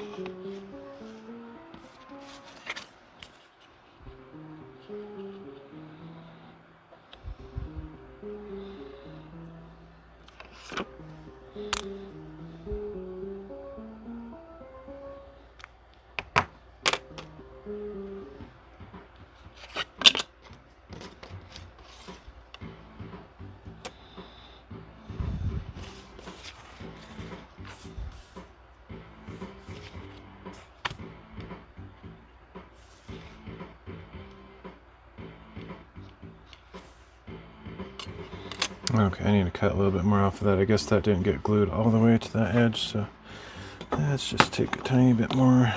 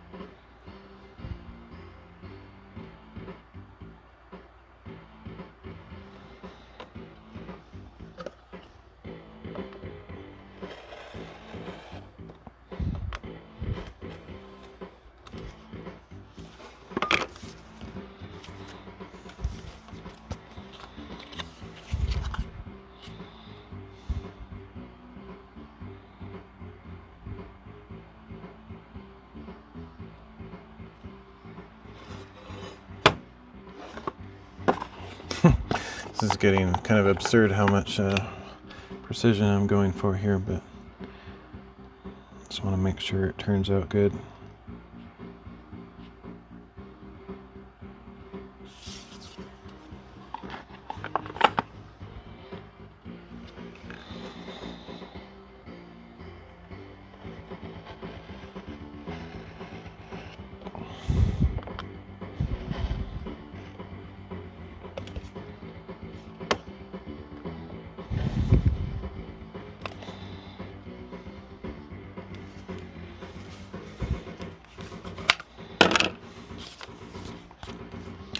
Perfection.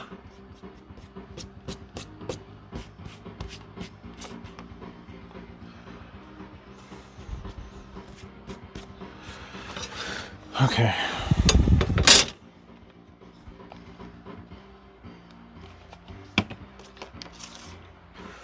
Now I've got all the pieces, I think, to start assembling the cover.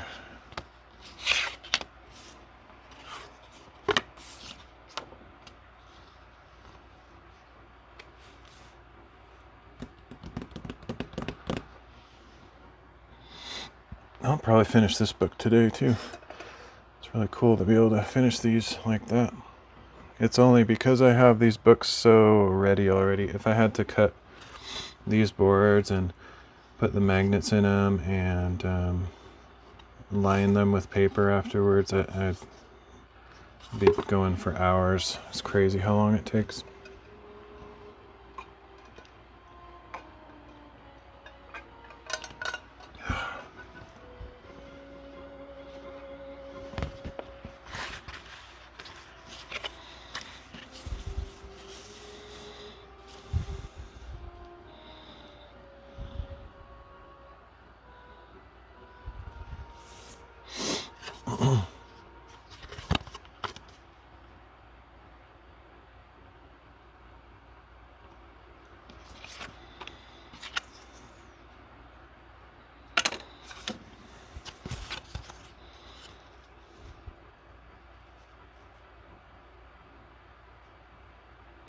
I really should use these spacers, like, well, maybe I'll do that this time as an experiment. Like, line this one up, glue this one down, and put that there, And then I can more easily figure out where to put that one without fiddling with it quite as much.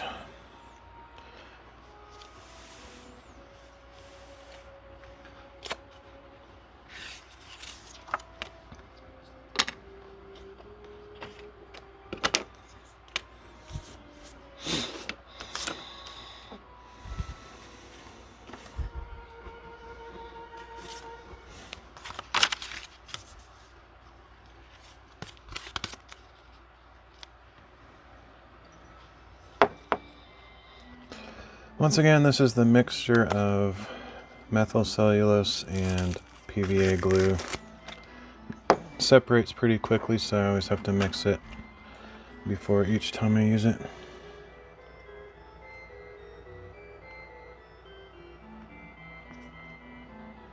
Hopefully I have enough of it here for this book. I think so. It should be more than enough.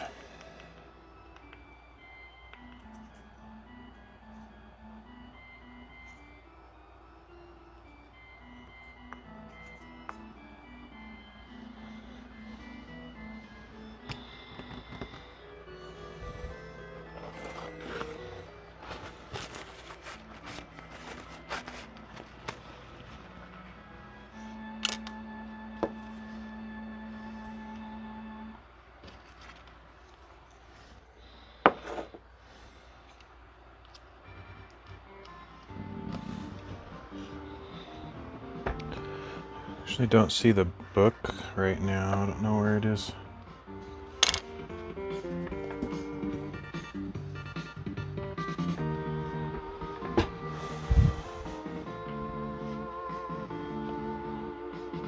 That's weird.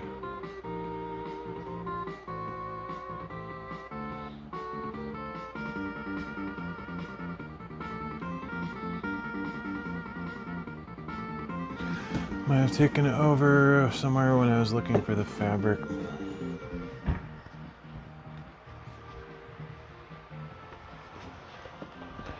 Yep.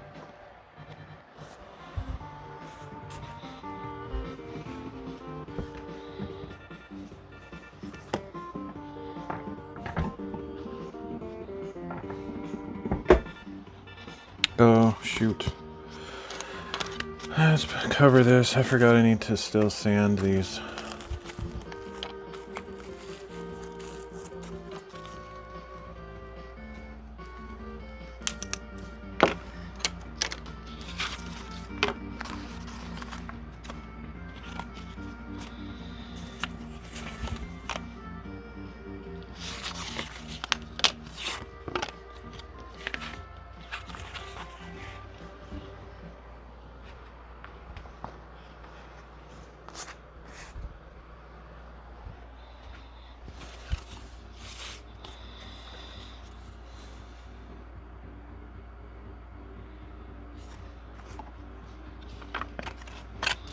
Might need to trim some of them too. I didn't even really look.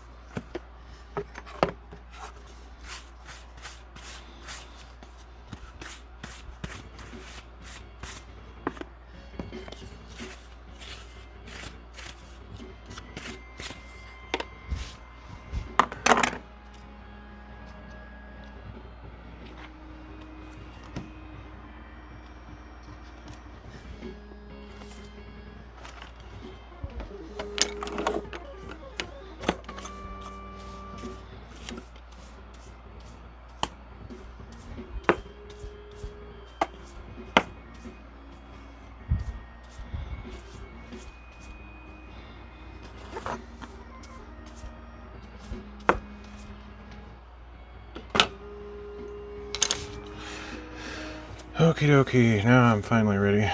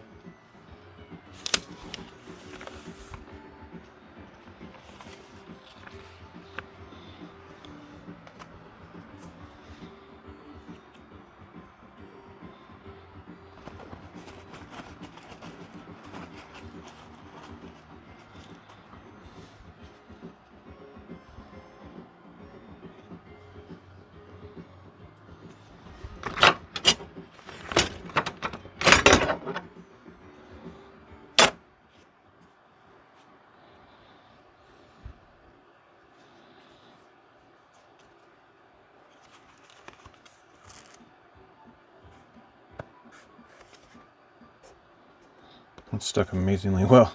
I thought I could just kind of slide it around, but I had to like lift it off just to get it in a different position.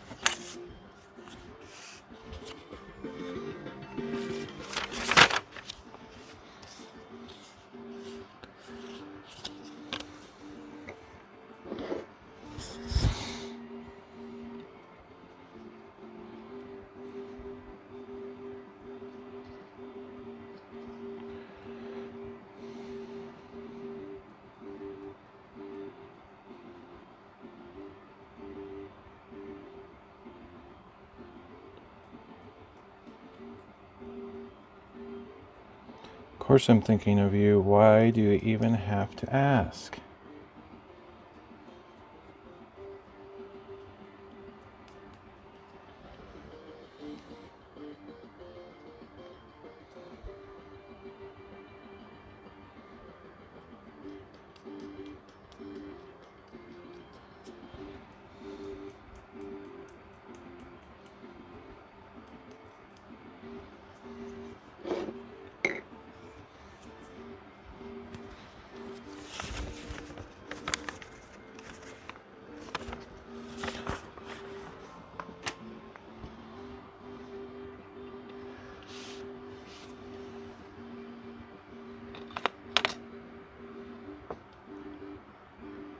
Where's the other spacer?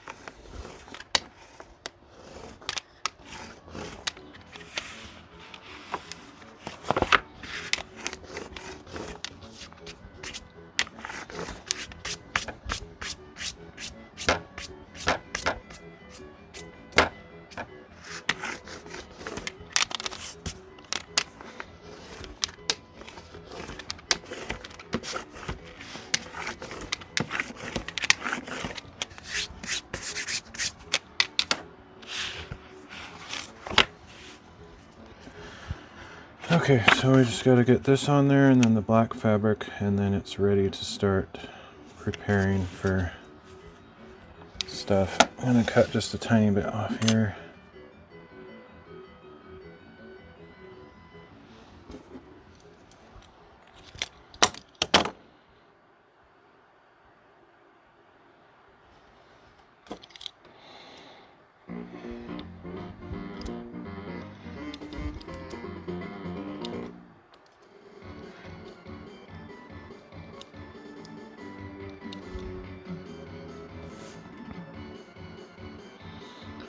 Got stuck in a rut on the cutting board, I think.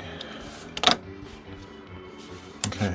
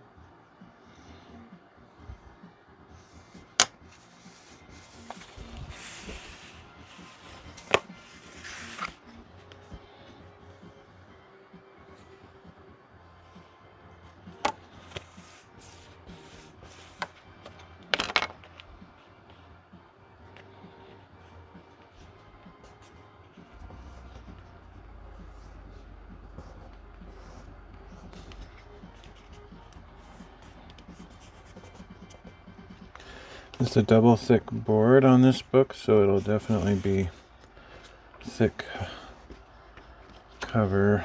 Should be really strong.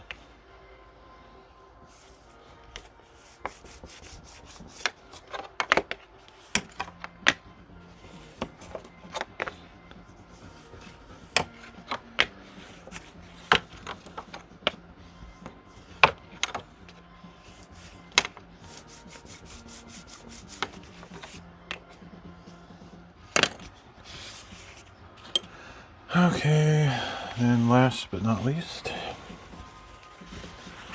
got this thing here.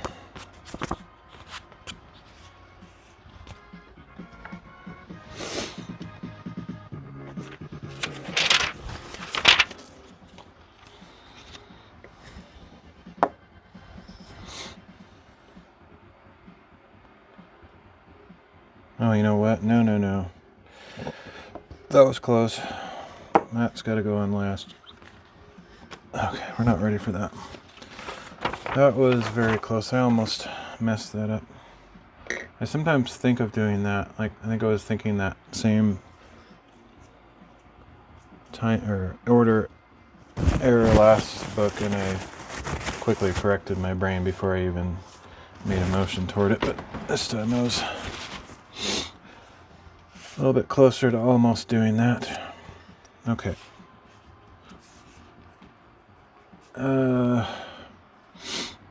Gotta do the cuts here.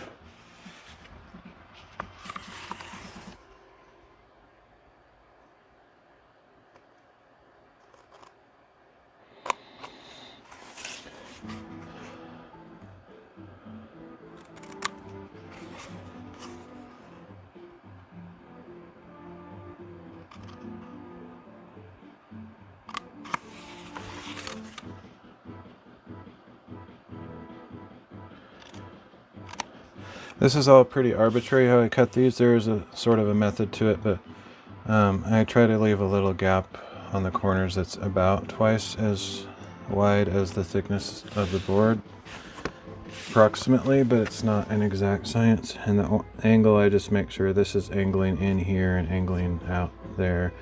Cutting straight across would be too strong of an angle, so I cut that little slight V shape.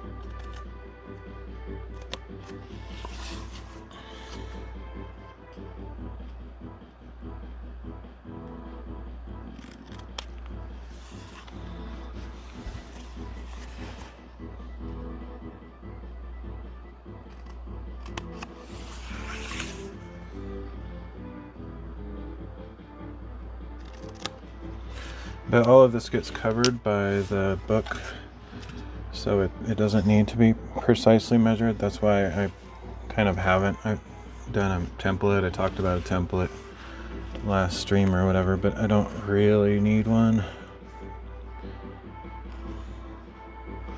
It'd be nice to have some measuring for this, though. This feels pretty arbitrary, where I cut these slits. Feels quite random.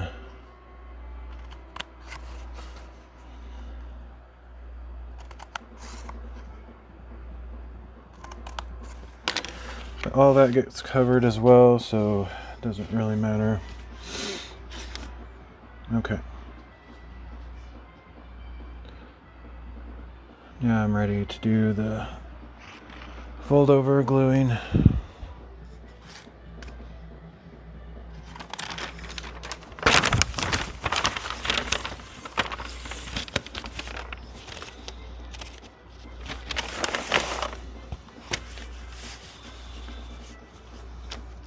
And for this, I'm going to use the full PVA, so I'll cover this up for a few minutes.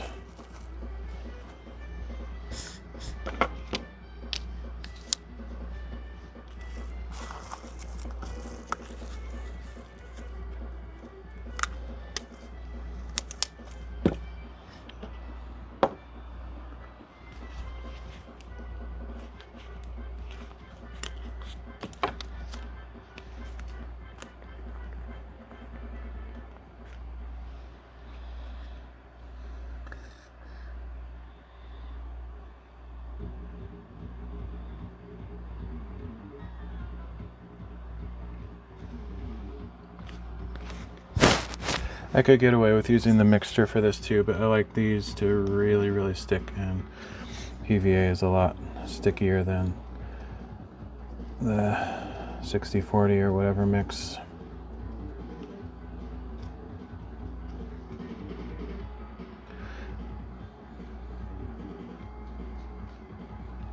I don't remember what I did on that last book. I might have used the mixture.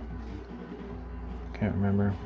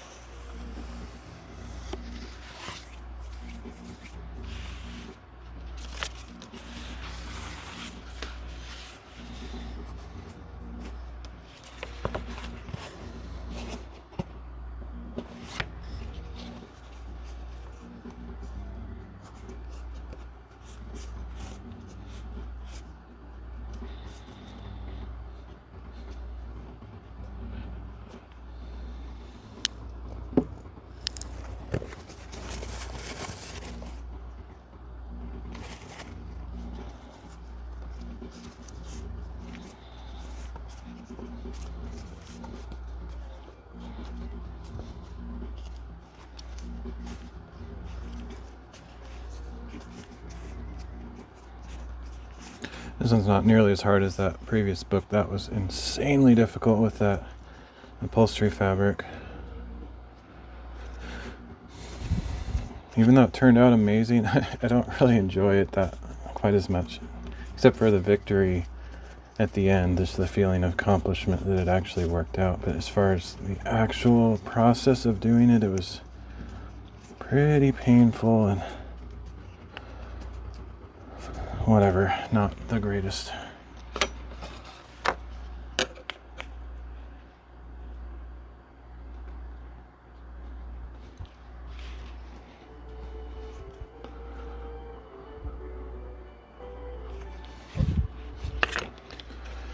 These corners are always hard to get stuck.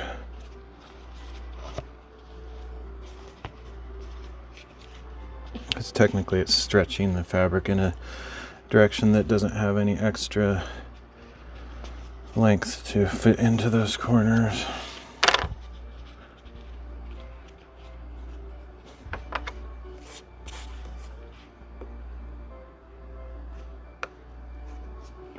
Oh, wow, squeezed out some glue.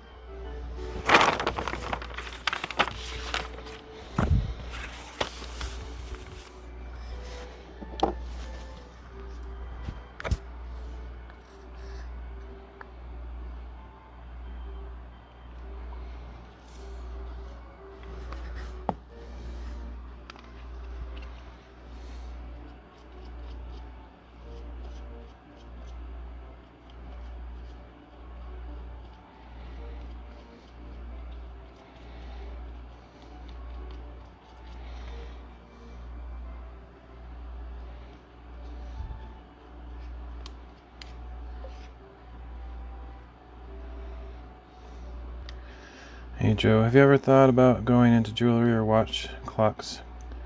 No, I have not. I mean, I've watched jewelers on YouTube and thought that'd be cool, but I have this thing where I just take on too many hobbies and then I don't really finish each one to completion. I have done stained glass though that has some crossover with that, and at times I've thought of it'd be interesting to play with that, but no, I have not.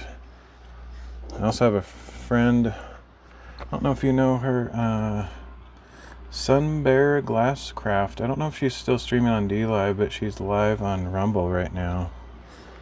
Feel free to check her out. Just noticed I was looking at my Rumble to see if it was live and saw that she was on. She's more fun to watch, has more energy and emotion to her streams. You have diligence and sense of perfection that might be a money-making hustle. Possibly, yeah. My problem is if I do anything that's artisan related, I refuse to do subpar work. I know that sounds like a good thing, but anything that you'd hand make, you have to cut corners, otherwise you don't really make money because it takes too long. And I'm not really willing to do that. So I don't know if I would do well at any kind of handmade, money-related thing.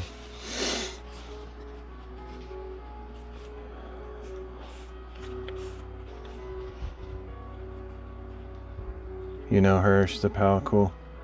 Yeah, I don't know if maybe it's a little bit presumptuous to call her a friend, but I've known her for a long time, probably as you have as well. And so just a streaming friend. But I don't think, not in the standard real life friend sense.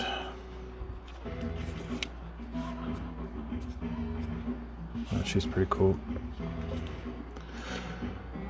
Are you on Dr. Firefly's Discord? No, I'm on very few Discords. I don't really use Discord as a way to get connected with like streaming communities. It's more just I have a few people that I direct message. I used to be a lot more active in the community and stuff, and everybody knew who I was and I knew who everybody was. I kind of let all that fade out. It was too overwhelming to try to keep connected with everybody that was doing stuff. I'm pretty disconnected from the streaming world these days. I do know who that is, though, that you're talking about. Vaguely, I'm not really part of their community, but I know kind of some of the things they do.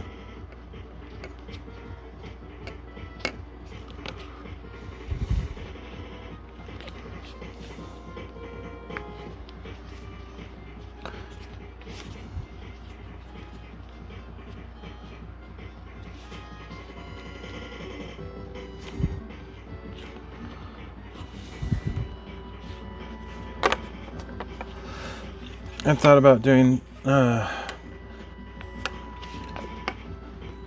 some of my other former hobbies like stained glass and marble paper and stuff on stream, but I don't know.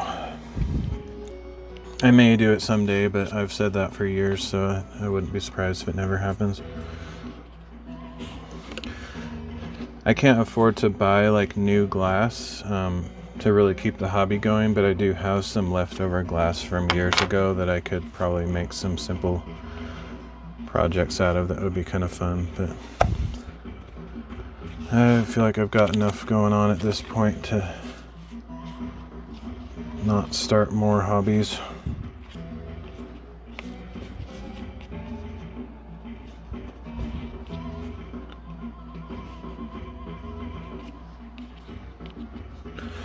Okay, 2 more ends and then we can put it all together.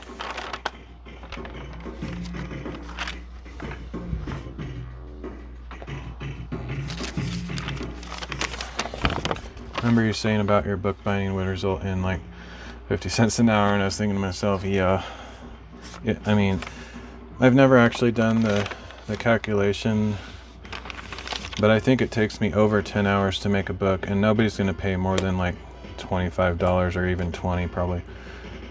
And all the materials, taxes, some kind of cut that the platform takes for the seller platform. I mean, it's just ridiculous. I know it's like no more than like $1 an hour. And when you live in a country where, in the United States, at least in my area of the country, minimum wage is $15 an hour, and it's not even a livable wage. Like, that sounds like a crazy amount. You can't live off of $15 an hour. You can't get an apartment, can't pay your bills. It's not enough. And I would be making $1 an hour. Oh no, you're not a pest at all. Most people don't realize that I've already thought all this out, and they like to think positively, like, oh no, of course you can do it, but no, it's just not, it's not reasonable.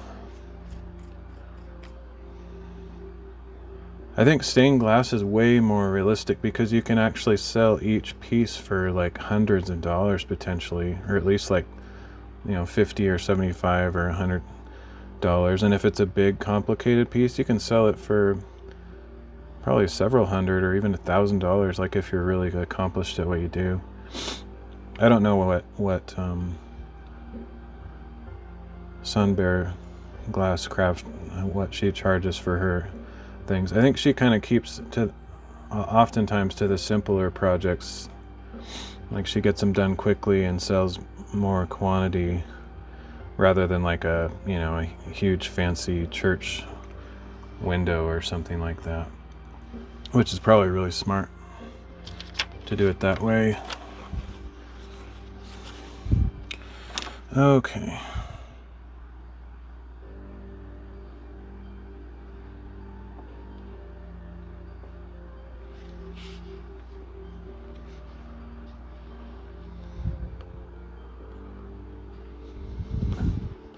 And if I wanted to try to sell stained glass, that's probably what I would do too, is make smaller projects. Pieces are cool. Is there a way you can get reasonably priced glass? Your streaming could be your advertising. Yeah, I mean, I could do it, but I don't know. I could.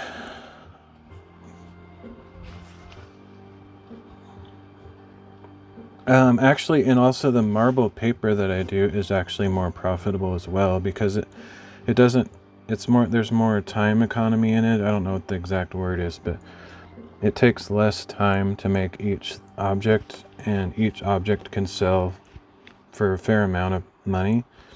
So it's way more economical to do marble paper than bookbinding. Bookbinding is just, I feel like it's a hopeless, no way to make money doing it. But I just enjoy it, so I don't really care. There was a time when I sort of stopped doing it for a while because I was like discouraged that I couldn't possibly do it as a business, but I got over that because I just enjoy it so much that I just don't care anymore. Mainly because I use these books. I've been writing in journals since I was like 16 or something like that. So I use these. Obviously I don't use all of them because I've made over 100 books now, and I can't fill all those up myself in a lifetime, but it's sort of like just that passion for books. I don't even like to read, honestly. I can't stand reading, but I do like journals. Plus, I've always been passionate about art supplies and paper and whatnot, so it's kind of just a good fit for my knowledge and passions.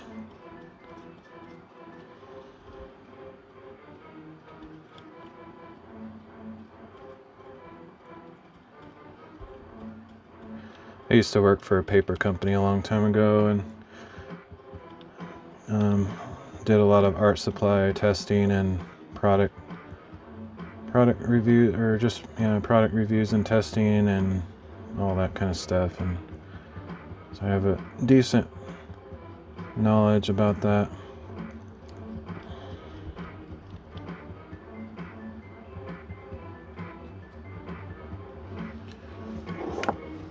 I think writing and journaling can be therapy. It helps organize ideas. Totally. I mean, these days, unfortunately, because of all the digital stuff, it's actually way more efficient and better for time management to do everything on the computer or on your phone or whatever, to be perfectly honest, because most people can type a lot faster than they can write by hand. Plus, you can't really alter your writing. I mean, you can like cross things out or erase it if you use a pencil, but it's just digital stuff is kind of taken over, so most people don't have the patience or time to sit down and write with a pencil or a pen or whatever, and that's understandable. I even get that way sometimes, where I'm like, I don't want to sit down and write for hours, because that's what it takes to get your ideas down on pen and paper, whereas if you type it out, you can get it jotted down really quickly. But I still do it, and it's because of just I'm sort of old-fashioned, and I don't want to give up on it, even though the world is zooming by at an infinitely fast pace with all the AI stuff and computers and cell phones and stuff. I still enjoy old-fashioned things. I literally use dip ink like this with pen holders and nibs and stuff. Like, nobody does that anymore. But I still enjoy it. Not all the time, because it does take a long time.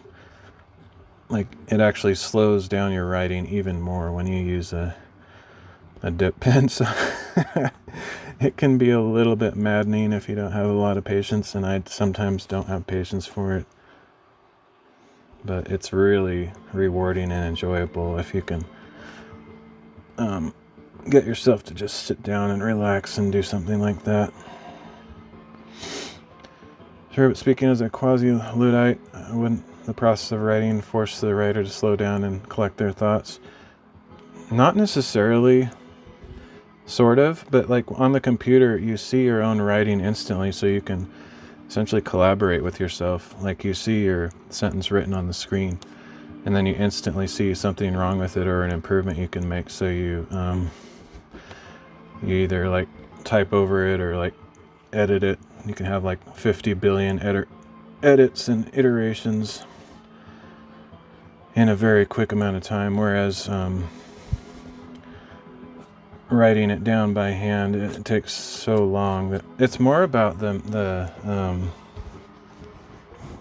frame of mind and like the peace that it brings and the reflection and stuff, slowing down. I don't know.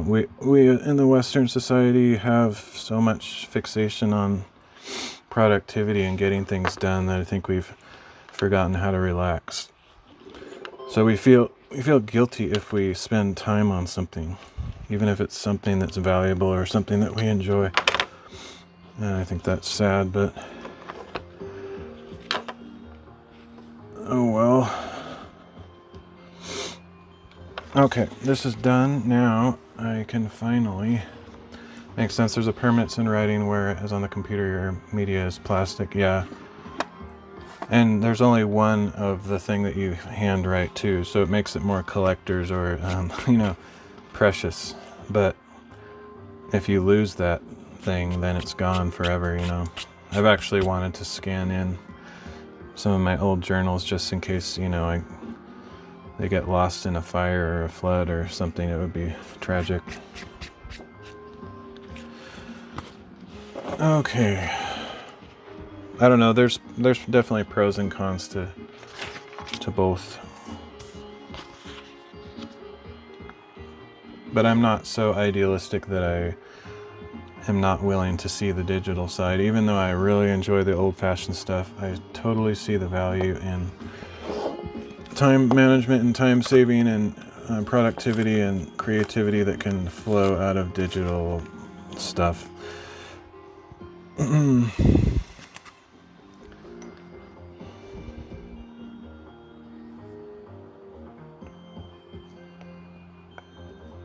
Because I was a web designer, web developer, graphic designer, all that stuff for many years, so I definitely am no stranger to technology. Plus, I'm a live streamer. If I was all about disconnecting from digital stuff, why would I live stream, you know? I would go find a log cabin in the middle of a forest where there's no internet, no phone. And a part of me would love to do that, to be honest. But I need community. I see purpose in connecting with others and sharing my faith with people and being a blessing to people. So I could never totally detach from society. But I do have those tendencies to want to escape sometimes. Technology can solve a bunch of problems. That being said, it's pretty good at creating issues. Yeah, exactly. Yeah. I try to keep it in balance if I can, but lately I've been spending too much time on technology. And my computer recently died. I don't know if it's the motherboard or the CPU or what, but it's kind of been a blessing. Like I wasn't streaming for over a week, and off stream I was working on these books, and then I realized, you know what? Even though I'm enjoying this time off, I do enjoy the community and connecting with other humans while I'm doing this stuff. So there's sort of a balance there, you know. So that's why I started streaming this last week, just to connect, because I was kind of isolated as well. I don't really have friends where I live, so the streaming world is currently one of my only ways to connect with people. I go to a church and stuff, but I haven't really made any friends there yet, and I don't know if I have any real peers there. Plus I'm a massive introvert, so it's kind of hard for me to make connections.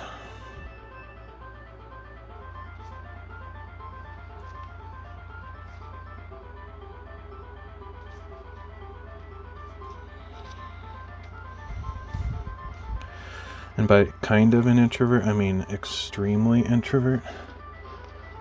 Right on, brother. I have faith too. I'd be lost without it. That's awesome. I'm so glad to hear that.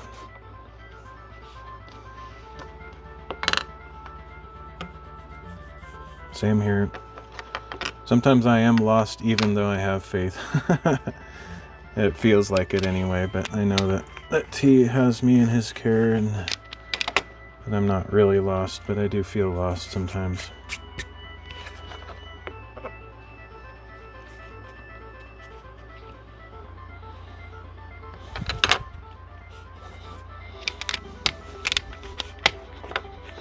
Life is not easy, that's for sure.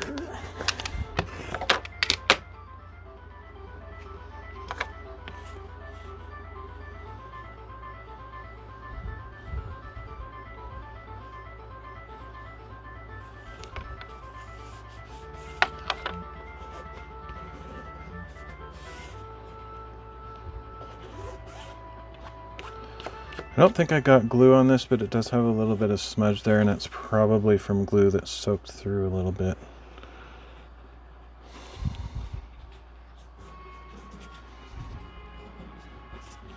Might just wet it down with my finger to see if I can sort of prevent that from forming a visible smudge. It's not that bad, but...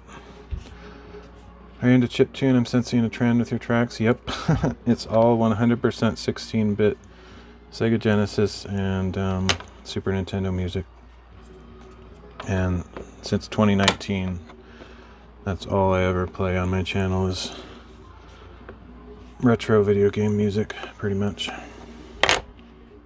I'm glad you can hear it somewhat. I have it turned down a little bit low so it doesn't blast my ears or overpower my voice, but I'm enjoying it. I normally have my OBS set up and so I can control the volumes a little bit more precisely and do auto ducking and all that, but because of my computer situation, I'm having to use my phone, so I'm just playing it into the air and hoping that my wireless mic picks it up a little bit.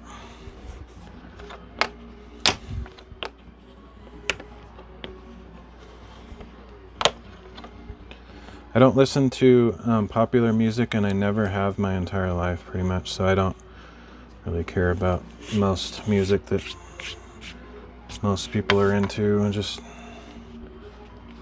kind of stay away from popular stuff. Found this amazing metal chiptune group, No Vocals. If you're curious, I'll throw a link out in the chat. Sure, why not? I've found some of those too. I don't do a lot with remixes because the remixes tend to get copyright claimed on YouTube. I'm aware of like ocremix.org. I have a lot of their music that I play off stream, and I used to play on stream, but YouTube sometimes copyright claimed the tracks, so I just stopped bothering with it.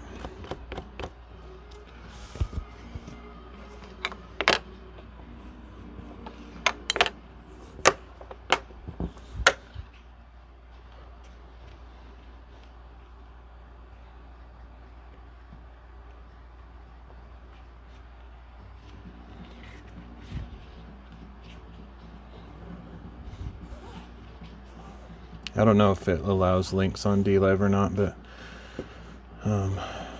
if you're able, you can post it. Otherwise, you could just kind of tell me what it's called or something like that. Wouldn't want to get in trouble. Master boot record. Okay, I may or may not have heard of them before. It sounds kind of familiar. That cool, y'all. Check it out sometime. I'm not like super into like heavy metal. I do like when there's like rock versions of classic video game songs and stuff. But if it's like super, I don't know. I'm not really knowledgeable about music genres, but like super dark heavy metal with screaming and all that stuff, I'm not into that.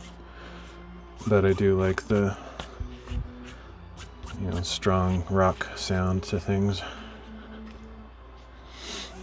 Okay, that looks good enough for now.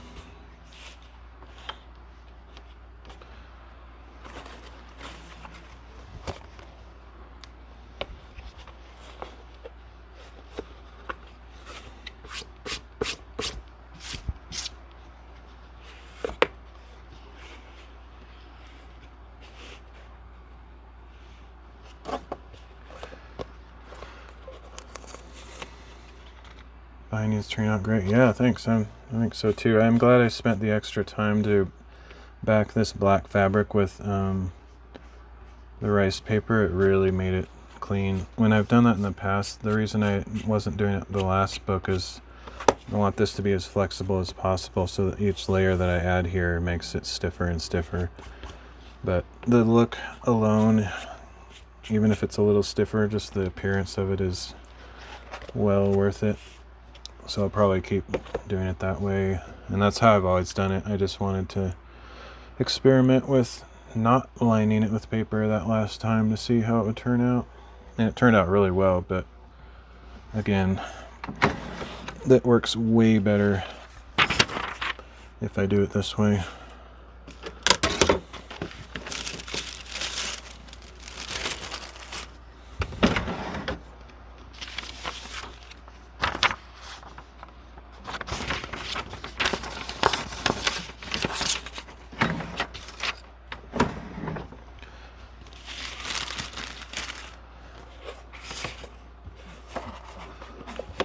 Here's why I chose this fabric, because it's got, I don't know if it shows up well, but I have kind of a grayscale marble paper that I made. So we got white, we got gray, and then we got black. And this red fabric has the gray, white, and black in it as well. So, and then just to complement the black on there, I have this black inner cover there as a kind of accent. So it should look pretty nice. A lot of my fabric choices and colors tend to look a little bit feminine, depending on your taste, and so I don't know how many guys would be interested in the books I make. I have made some more masculine looking ones, but I think overall they tend to trend a little bit feminine looking, and so, and I think, I don't know why that is. I like the bright colors and stuff, and they don't often communicate masculinity, but oh well. And generally, like, just as a stereotype, and I think it's just generally true, women are more likely to use these kinds of things than most men. Obviously there's exceptions, but I don't know very many men that write in a journal or diary, whereas there's quite a few women that do. And just, I don't know. But there's definitely some, I've met some guys that are into this kind of stuff. Like, actually my best friend is like me, he likes to journal. So I've made some for him and stuff.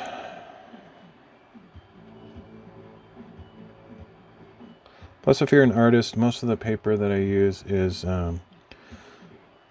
fairly friendly to art supplies, depending on what kind of medium. Most of the paper I use is very good for like fountain pens and stuff like that. It's very smooth and silky paper. And I tend to use them for pens myself. Often fine liner pens and various gel pens and Japanese pens and stuff, but yeah. And then I also make some with watercolor paper in them and stuff like that. But yeah, that's one of the reasons I like marble papers. It's very abstract, but it does look somehow organic or alive, like you just said. There's various ways you can organize the patterns. You can pull out into like feathery shapes and different waves and stuff, but I generally like just the dots, like the random splotches. It's kind of one of my favorites.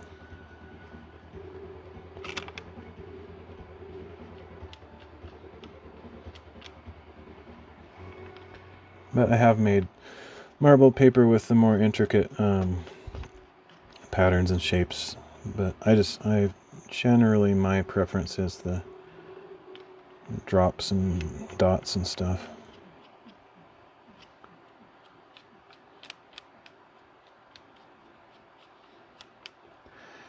One of the cool things about marble paper is you never really know what you're going to get. It's pretty random. You have some control over it, but like the colors change because they spread out and get darker, lighter, and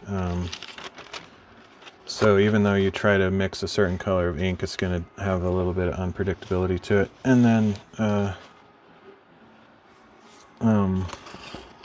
you never know what the shapes are going to turn out as, really. And yeah, I don't remember what else I was going to say, but it's kind of fun just to see how it turns out. Because the colors are a little bit unpredictable, sometimes the color combinations don't mesh as well as you'd hoped. Or sometimes you throw random colors on there and don't think it's going to look good, and it turns out amazing.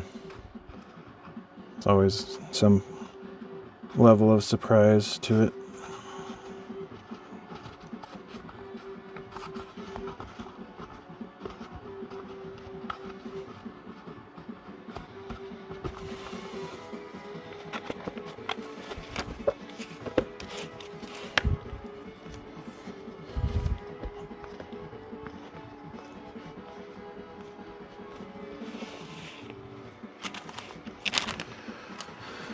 If I can ever afford to buy a really thick polycarbonate tray for water that I can use for marbling.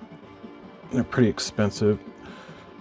But if I can either buy one or make one myself, then I'll probably do that on stream. But I've been talking about that for years, so.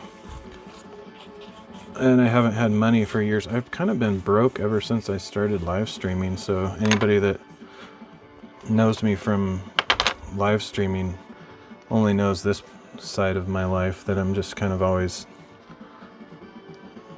not knowing what to do and not having money and not being able to buy stuff, and it's been like that for a number of years.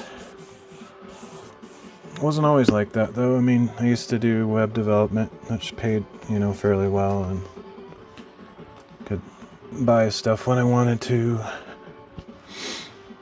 It's been a long time. I don't have any complaints in that regard. It gets annoying sometimes, but money is not really where my heart is. Never has been.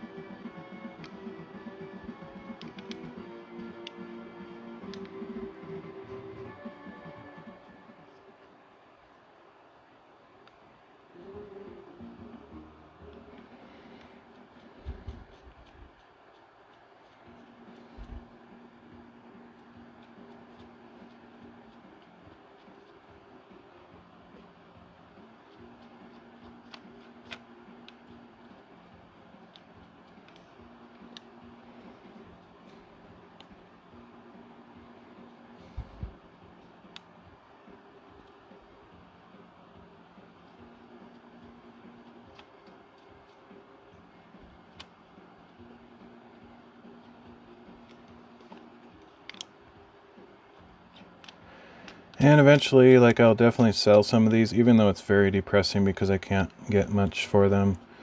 And I spend so much time, it's not great. But I think I can overcome that to some degree and just know that the people that get them enjoy them and appreciate them, and just, feel satisfaction in knowing that, even though it's not profitable at all. Plus, I've made so many of them that I can't use them all myself. And I can only give them as gifts to friends and family so many times. So I'll try to sell some here eventually. That's kind of why, one of the reasons I started making these is I kind of need to get some cash to survive. So I'll throw them on Etsy or some other site one of these days.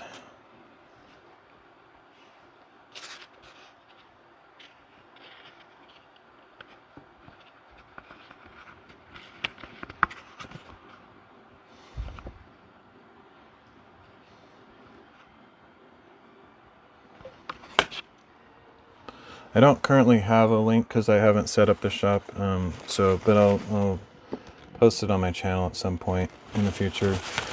I'm not really a fan of Etsy anymore because they kind of betrayed all of the handmade people by allowing random made in China stuff to be on there and compete, which destroys the market for anything handmade. But it's kind of the main place that people think of to look for that stuff. There's this other site that's kind of sprung up in the last few years. I don't remember what it's called, but it's more grassroots kind of handmade stuff. And I might try that site first just to see how it goes, and we'll see. I don't remember what it's called though right now. Just did some research, found a picture of what looks like some apprentices making marble art during the 16th century. Nice. Yeah, it generally has the two national associations either in Italy or Turkey. So maybe if I did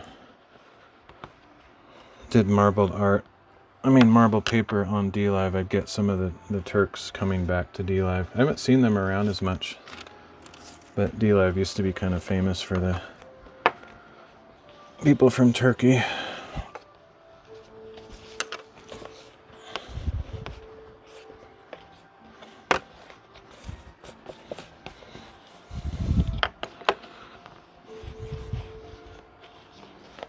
I'm not an expert at it at all. I just enjoy it. Like I said earlier, I'd probably have to relearn a lot of it because it's been probably almost 10 years since I've made any marbled paper. Okay. Looks pretty good. As far as the dimensions of everything, it's looking good. And I think my measurement for the flap gap is just great. That should turn out good. So now I just have to put the protective wax paper in there and seal it up for 8 hours.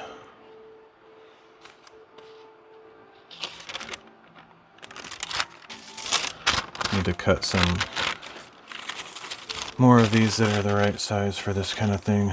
I have a variety of sizes in here, but it's hard to find ones that are exactly what I'm looking for because each book is different size. So now I'll just smash them up and make more if I need to. But it's nice when they're exactly the right size because then they don't get messed up when I do this.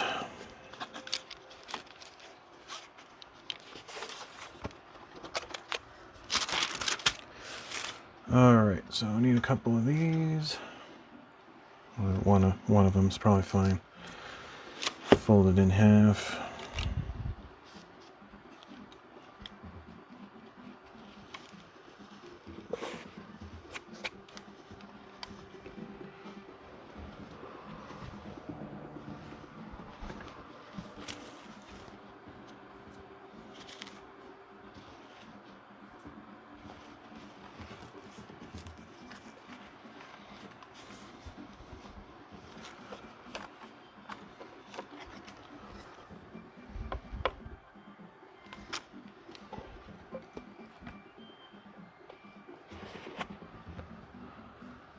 Thanks for sharing. It looks great. Yeah, no worries. I always wondered if anybody might be interested in sort of, making their own book. And so, but I've been doing this for like 6 years now. And all this time I haven't had anybody saying like, oh, I want to learn how to do that. But I'm always open for that if somebody wants to buy some art supplies and watch my streams and kind of make their own book or whatever.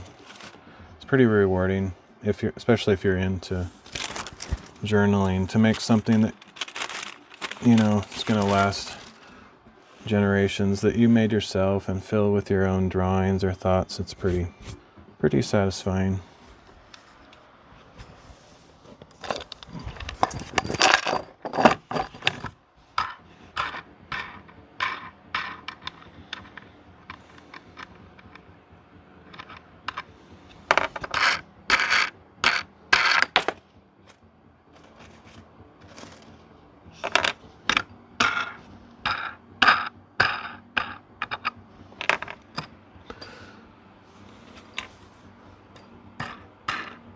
But it's kind of hard to know all of the stories of the inspiration that you have as a streamer or whatever, because some people just lurk. Like, I've probably had somebody lurking from 2019 until now that's never once said hi, but they've been here on and off. That would not surprise me. And so you never really know the impact that you can have.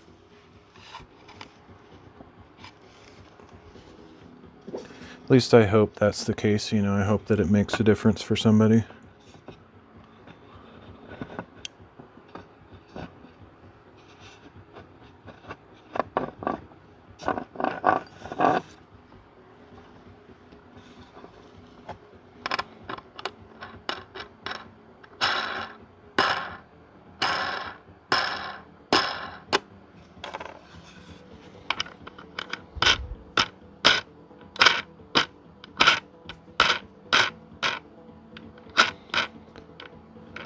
That's okay too. Some introverts are just going about their day, but just because someone is an introvert doesn't mean they don't want to be social. Yeah. Yeah, I'm an extreme introvert, but I like being around people. Like, if I had more money to buy gas, I would just go into town and just like sit there and hang out where I see people gathering. Because I'm in a really small area with no big stores or anything. But if there was a shopping mall, I would just go and hang out there just to be around people. Doesn't mean I'm gonna talk with everybody, but I like being around people.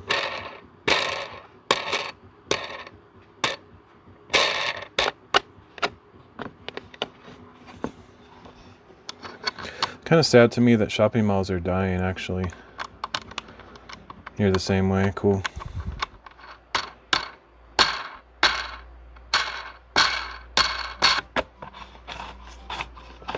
There's not really places to hang out anymore. Like, culturally, all the places where community happens are kind of dying out. And a lot of that had to do with COVID and stuff. But even before that, just things have changed a lot. Everybody's on their phones, and one of my actual favorite things to do that is still possible is, if I had money, I would go out to eat all the time. And I would go to the same restaurants and get to know the waitresses and other people that eat there. I don't like jump into conversations quickly, but like over, months or years going to the same place, I make friends. It just naturally happens. I used to do that a lot back when I had money to buy food. But these days I can't eat out much. It's too expensive. But once I get income again, I'll probably go back to doing that, because that's one of my greatest joys, is to eat out and just hang out just in the presence of people. Yeah, there's a problem with technology of digitized culture and social gathering. Analog interactions are becoming rare. It's really sad. Even like there's a McDonald's that I can go to and stuff. There used to be like people hanging out there, just sitting there, and I would talk to them, or they would talk to me, and I saw the same people there all the time. Now there's nobody there ever. I know that sounds lame, because McDonald's is not exactly the best place, but it was sort of a hub for people to hang out, and now they just don't even do it anymore. It's really sad.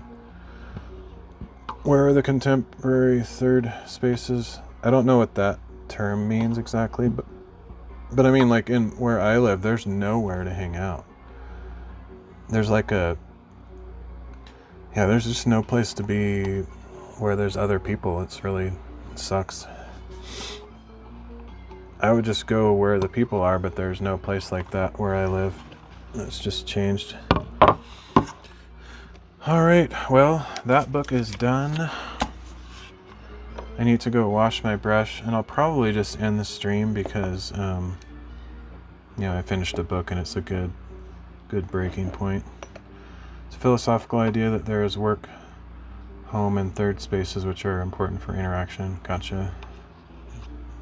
Yeah, I definitely feel that. I didn't realize that was a term, but I agree. Bowling alleys, shopping malls, I don't know what else, skating rinks. All those kind of things are dying. Like, people don't hang out with each other anymore. Even the malls that still exist, they're all detached buildings, like outdoor shopping malls. So there's no like vein going through the middle where you see people and stuff.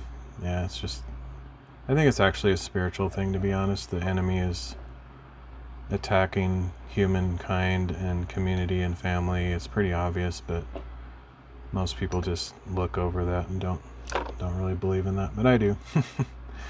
Who goes to the library? I mean, I do, but I'm weird. I've gone to the library just to hang out. Like, I have a really hard time writing at home, I just get distracted and can't collect my thoughts. But I like to go eating out or sitting somewhere where I bring my journal and my pens and I write. So I've done that at the library. But I don't really go there for books because I don't really read. But yeah. Anyway, yep. Unless you keep me going with conversation, not to pressure, but I'll probably head out. I'm probably gonna go eat something. So I appreciate the conversation and the like-mindedness, and it's always fun. So I will see you all later. I'll probably stream again soon because I'm kind of enjoying getting back into the bookbinding thing. Feels productive and stuff. So yeah, God bless you too. See you around. Now this is always awkward because I can't really reach my phone to end the streams. I'm just gonna do this. This will be like my thanks for watching. It's just pulling this down and awkwardly pushing the button. All right, see ya.